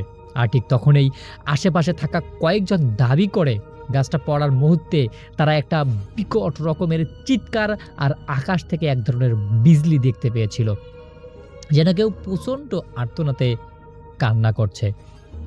কিন্তু আশেপাশের কোনো মানুষ ছিল না, কোনো কিছুই ছিল না। এরপর সেই গাছটাকে একটা পরিচিত কাঠুরিয়ার কাছে বিক্রি করে দেওয়া হয়। সেদিন সন্ধ্যার পর থেকেই শুরু হয় সেই গ্রামে অদ্ভুত রকমের কিছু ঘটনা। প্রথম রাতেই গাছ কাটার শ্রমিকদের একজন অসুস্থ হয়ে পড়ে। সে দাবি করে ঘুমের মধ্যে একটা লোক, লম্বা কালো মানুষ, তার বুকের উপরে এসে বসেছিল। লোকটা নাকি বরাবর বলছিল, আমার ঘর কেন ভাঙলি? কেন আমার ঘর ভাঙলি? আমি কি দোষ করেছিলাম? তার 2 দিন পর আর এক শ্রমিক কাজ করতে গিয়ে গাছ থেকে পড়ে আহত হয়ে যায়। তার 1 সপ্তাহ পর 3য় শ্রমিক রহস্যজনকভাবে নিখোঁজ হয়ে যায়। এই গুজবটা ছড়িয়ে পড়ে পুরো এলাকার মধ্যে এমন একটা থমথমে পরিবেশ শুরু হয়, যেন মনে হচ্ছে এলাকার মধ্যে একটা জিন এসে গেছে। কিন্তু নাসির মোল্লা তখনও হাসাহাসি করত, বলতো আসলে মানুষগুলো পাগল হয়ে গেছে, কি একটু হয়েছে না হয়েছে সেটা নিয়ে হইচই শুরু করে দিয়েছে। এরপর আসে এক রাত। সেই রাতে নাসির মোল্লা তার বন্ধুদের নিয়ে সেই কাটা গাছ তলের যে গুড়িটা ছিল, সেই গুড়ির পাশে বসে আড্ডা দিচ্ছিল পূর্ণিমার একটা রাতে। আলাপ করতে করতে রাত প্রায় 1টা বেজে যায়। চাঁদের আলোয় চারপাশটা একদমই পরিষ্কার দেখা যাচ্ছিল। তারা গল্প করছিল এবং তাদের মধ্যে হঠাৎ করে একজন বলে, সবাই এইদিকে তাকাও। ঠিক সবাই তাকাতেই যেটা দেখে সেটা দেখে তাদের বুকের রক্ত হিম হয়ে যায়। কারণ তারা দেখে মাঠের মাঝখানে যেখানে তাল গাছটা কাটা হয়েছিল, সেখানে আবার একটা নতুন করে তাল গাছ হয়েছে, একদম আগের মতো লম্বা, কালো, নিঃশব্দ, বাতাসের মধ্যেও যেন ঝুলছে না, একদম নির্ভীকভাবে দাঁড়িয়ে আছে। কিন্তু সবাই অবাক হয়ে গেল, কিরে এই গাছটা না কাটা হয়েছিল, তাহলে এটা আবার কি? এটা দেখে ভয় পেয়ে নাসিরের বন্ধুরা একদম দৌড়াতে থাকে বাড়ির দিকে। কিন্তু নাসির কি করে? নাসির সেখানে ধপ নেগে দাঁড়িয়ে থাকে। সে ভাবে হয়তো এই আমার বন্ধুরা চোখে ভুল দেখতেছে। তারপর সে চোখগুলো একটু ঘষলিয়ে আবার সেই তাল গাছটার দিকে তাকালো, আর সে হঠাৎ করে দেখতে পায় তাল গাছটার মাথার মধ্যে কেউ একটা বসে আছে, একটা মানুষের অবয়ব। 2 পা ঝুলছে, অস্বাভাবিকভাবে লম্বা হাত, অস্বাভাবিক মাথার চুল, মাথার মধ্যে একটা শিং দেখা যাচ্ছে, আর তার চোখ দুটো ঝলঝল করে জ্বলছে। সেই চোখ সরাসরি নাসিরের দিকে তাকিয়েছিল। নাসির মোল্লা প্রথমবারের মতো ভয় পায়। সেই এমন দৌড়ায়, এক দৌড়ে বাড়ি ফিরে আসে। কিন্তু সেই রাতেই তার জীবনের সবথেকে ভয়ানক ঘটনাটা ঘটে। সে রাত 3টার দিকে ঘুম ভেঙে যায় তার, কারণ সে অনুভব করছিল কেউ যেন তার জানালার বাহিরে একটা দাঁড়িয়ে আছে। সে ধীরে ধীরে জানালার দিকে তাকায়, আর তখন তার শরীর একদমই অবশ হয়ে যায়, কারণ সে জানালার বাহিরে দিকে তাকিয়ে দেখে ওই তালগাছটার উপর বা তালগাছটার মাথায় যে অবয়বটা ছিল, সেই অবয়বটি মাটিতে নয়, জানালার সামনে উচ্চতায় যেন বাতাসে ভেসে এসে আসছে। তার চোখ দুটো আগের মতোই জল করছে, মুখে অস্বাভাবিকভাবে হাসি, আর তার গলা থেকে ভেসে আসছে কর্কশ রকমের শব্দ, ফিরিয়ে দে আমাকে, আমার ঘর ফিরিয়ে দে। এরপর নাসির মোল্লা খুব অট্ট জোরে একটা শব্দ করে জ্ঞান হারিয়ে ফেলে। পরদিন সকালেও সে কথা বলতে পারছিল না। এরপর থেকে প্রায় প্রতি রাতেই গ্রামের বিভিন্ন মানুষের সঙ্গে অদ্ভুত রকমের কিছু ঘটনা ঘটতে শুরু করে। কেউ দেখে তাল গাছটা আবার দাঁড়িয়ে আছে, আবার কেউ দেখে তাল গাছের মাথার উপর একটা মানুষ ঝুলছে, আবার কেউ দেখে গভীর রাতে ধপধপ করে তাল পড়ছে। কিন্তু সকালে সেখানে কোনো তাল পাওয়া যায় না, কোনো গাছ পাওয়া যায় না, কোনো কিছুই পাওয়া যায় না। সবথেকে ভয়ঙ্কর ঘটনাটা ঘটে একটা আমাবস্যার রাতে। গ্রামের এক বৃদ্ধ লোক ফজরের নামাজ পড়ার জন্য যাচ্ছিল সেই যে নতুন রাস্তাটা করা হয়েছিল তাল গাছ কেটে, সেই রাস্তাটা দিয়ে। তিনি মাঠের পাশ দিয়ে যাওয়ার সময় দেখতে পান কাটা তাল গাছটার গুড়ির চারপাশে কয়েকটা কালো অবয়ব দাঁড়িয়ে আছে। তারা সবাই নিচু গলায় কিছু একটা বলছে, যেন কোনো অজানা ভাষায় কথা বলছে। বৃদ্ধ ভয়ে সেখান থেকে পালিয়ে বাড়ি ফিরে আসেন এবং এই ঘটনাটা সবাইকে বলেন। সবাই জিনিসটাকে অনেক বেশি গুরুত্ব সহকারে দেখে এবং এলাকার গণ্যমান্য ব্যক্তি এবং এলাকার যে মেম্বার চেয়ারম্যান ছিল তাদেরকে ডেকে নিয়ে আসা হয়। তারা এসে বলে, তাহলে এটাকে আমরা কি সমাধান করব এখন? এরপর একজন খুবই দক্ষ কবিরাজকে নিয়ে আসা হয় সেই গ্রামে। কবিরাজ এসে সবাইকে ডাক দেন এবং সবার উপরে অদ্ভুত রকমের একটা পানি এবং অদ্ভুত রকমের একটু ধুলো ছিটিয়ে দেন। দেওয়ার পরে ওই যে শ্মশান ঘাটটা ছিল, সেই ওই যে একটা তাল গাছ ছিল, সেই তাল গাছের স্থানে একটা মসজিদ বানিয়ে দেওয়ার জন্য সবাইকে বলেন এবং এরপরে সেখানে একটা মসজিদ বানিয়ে দেওয়া হয়। এরপর আশেপাশে অনেক দোকানপাট হয়। এখন জায়গাটা ভালো আছে, সব কিছু ঠিকঠাক আছে। তো রাসেল ভাই, ঘটনাটা অনেক দিন আগের। আমি আসলে ঘটনাটা আমার দাদুর মুখ থেকে শুনেছিলাম, তো আজকে ভাবলাম যে আপনার সঙ্গে শেয়ার করি। যদি ঘটনাটা ভালো লাগে তাহলে শেয়ার করবেন। আসসালামু আলাইকুম প্রিয় লিসেনার্স, আশা করছি আপনারা সবাই ভালো আছেন। প্রিয় লিসেনার্স, আপনাদেরকে স্বাগত করছি আমাদের আজকের এই এপিসোডে। আমাদের আজকের এই এপিসোডের ঘটনাগুলো আপনাদের কাছে কেমন লাগলো? আপনাদেরকে কিন্তু আজকের এপিসোডে ঘটনা শোনানো হয়েছে আর যে রাসেল ভাই, আর যে আফরান ভাই, ডক্টর আলিফ, বাবু ভাই এবং আর যে শাফিন ভাই সহ আমি শাকিল আহমেদ বেশ কয়েকটি ভয়ের ভূতের ঘটনা শোনানোর চেষ্টা করেছি আপনাদেরকে। তো প্রিয় লিসেনার্স, এই ঘটনাগুলোর মধ্য থেকে কোন ঘটনাটি, কত সিরিয়ালের ঘটনাটি, কত মিনিটের ঘটনাটি আপনার কাছে সব থেকে বেশি ভয়ানক লেগেছে, সব থেকে বেশি মিস্টোরিয়াস লেগেছে, সেটি কিন্তু অবশ্যই জানিয়ে যাবেন আমাদের কমেন্ট সেকশনে। আর প্রিয় লিসেনার্স, এরকম ভিডিওগুলো পাওয়ার জন্য কিন্তু অবশ্যই আমাদের চ্যানেলটি ভিজিট করতে হবে, কারণ আমাদের এই চ্যানেলটির মাধ্যমে আমরা প্রতি রাত্র 10টার সময় এই চ্যানেলটির মাধ্যমে আপনাদের কাছে শুধুমাত্র বাছাই করা সেরা ভয়ানক ঘটনাগুলো উপস্থাপন করে থাকি। যেই ঘটনাগুলো আমরা অনেক কষ্ট করে শুধুমাত্র আপনাদের জন্য, আপনাদের অনুরোধে বাছাই কাছাই করে এপিসোড আকারে আপলোড করে থাকি। আপনারা যদি আমাদের চ্যানেলটি ভিজিট করেন তাহলে দেখতে পারবেন আমাদের চ্যানেলের প্রত্যেকটা এপিসোডের প্রত্যেকটা ঘটনা অনেক বেশি স্পেশাল, অনেক বেশি মিস্টোরিয়াস, অনেক বেশি হরহর, অনেক বেশি স্কলার। তো প্রিয় লিসেনার্স, যারা নতুন এসেছেন আমাদের চ্যানেলে, যারা নতুন এরকম ভয়ের ঘটনাগুলো শুনতে চান, এরকম বেস্ট ইমেল স্টোরিগুলো শুনতে চান, তারা কিন্তু অবশ্যই আমাদের চ্যানেলটি ভিজিট করে আসবেন। আর প্রিয় লিসেনার্স, যারা আমাদের চ্যানেলটিতে আজকে প্রথমবারের মতো এসেছেন, তাদের কাছে আমি রিকোয়েস্ট করব অবশ্যই চ্যানেলটিকে সাবস্ক্রাইব করে রাখবেন, পাশে আসা বেল আইকন নোটিফিকেশনটি কিন্তু অন করে রাখবেন। তাহলে আপনারা খুব সহজেই আমাদের এই ভিডিওগুলো নোটিফিকেশন আকারে পেয়ে যাবেন আর খুব সহজেই ভিডিওগুলো শুনতে পারবেন।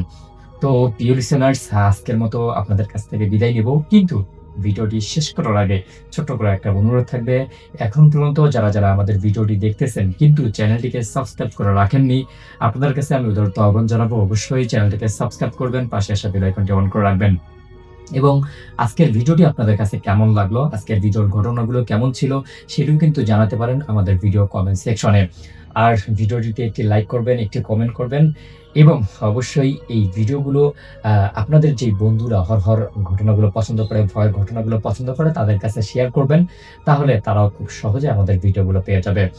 আর আপনাদের কাছে সবথেকে একটি করজোড়ে অনুরোধ করব, আপনারা কোন ধরনের ঘটনাগুলো শুনতে চান। আমরা কিন্তু প্রতিনিয়ত গ্রামের ঘটনা, অ্যাম্বুলেন্সের ঘটনা, তান্ত্রিকের ঘটনা, লাশবাহী অ্যাম্বুলেন্সের ঘটনা, ডক্টরের ঘটনা সহ গ্রামের সবথেকে ভৌতিক ঘটনাগুলো পরিবেশন করার চেষ্টা করি।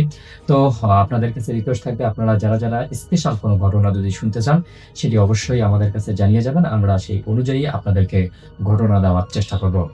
তো প্রিয় লিসেনার্স, আজকের মতো বিদায় নিচ্ছি, কিন্তু আগামীকাল আবারও রাত 10টার সময় দেখা হচ্ছে ইনশাআল্লাহ। ততক্ষণ পর্যন্ত সবাই ভালো থাকবেন, সুস্থ থাকবেন। আপনাদের সবার মঙ্গল এবং সুস্বাস্থ্য কামনা করে আজকের মতো বিদায় নিচ্ছি। আমি শাকিল আহমেদ আপনাদের কাছে দোয়া চাচ্ছি। তো সবাই ভালো থাকবেন, সুস্থ থাকবেন। আবারও দেখা হচ্ছে আগামীকাল ঠিক রাত 10টায় ইনশাআল্লাহ। আসসালামু আলাইকুম, আল্লাহ হাফেজ।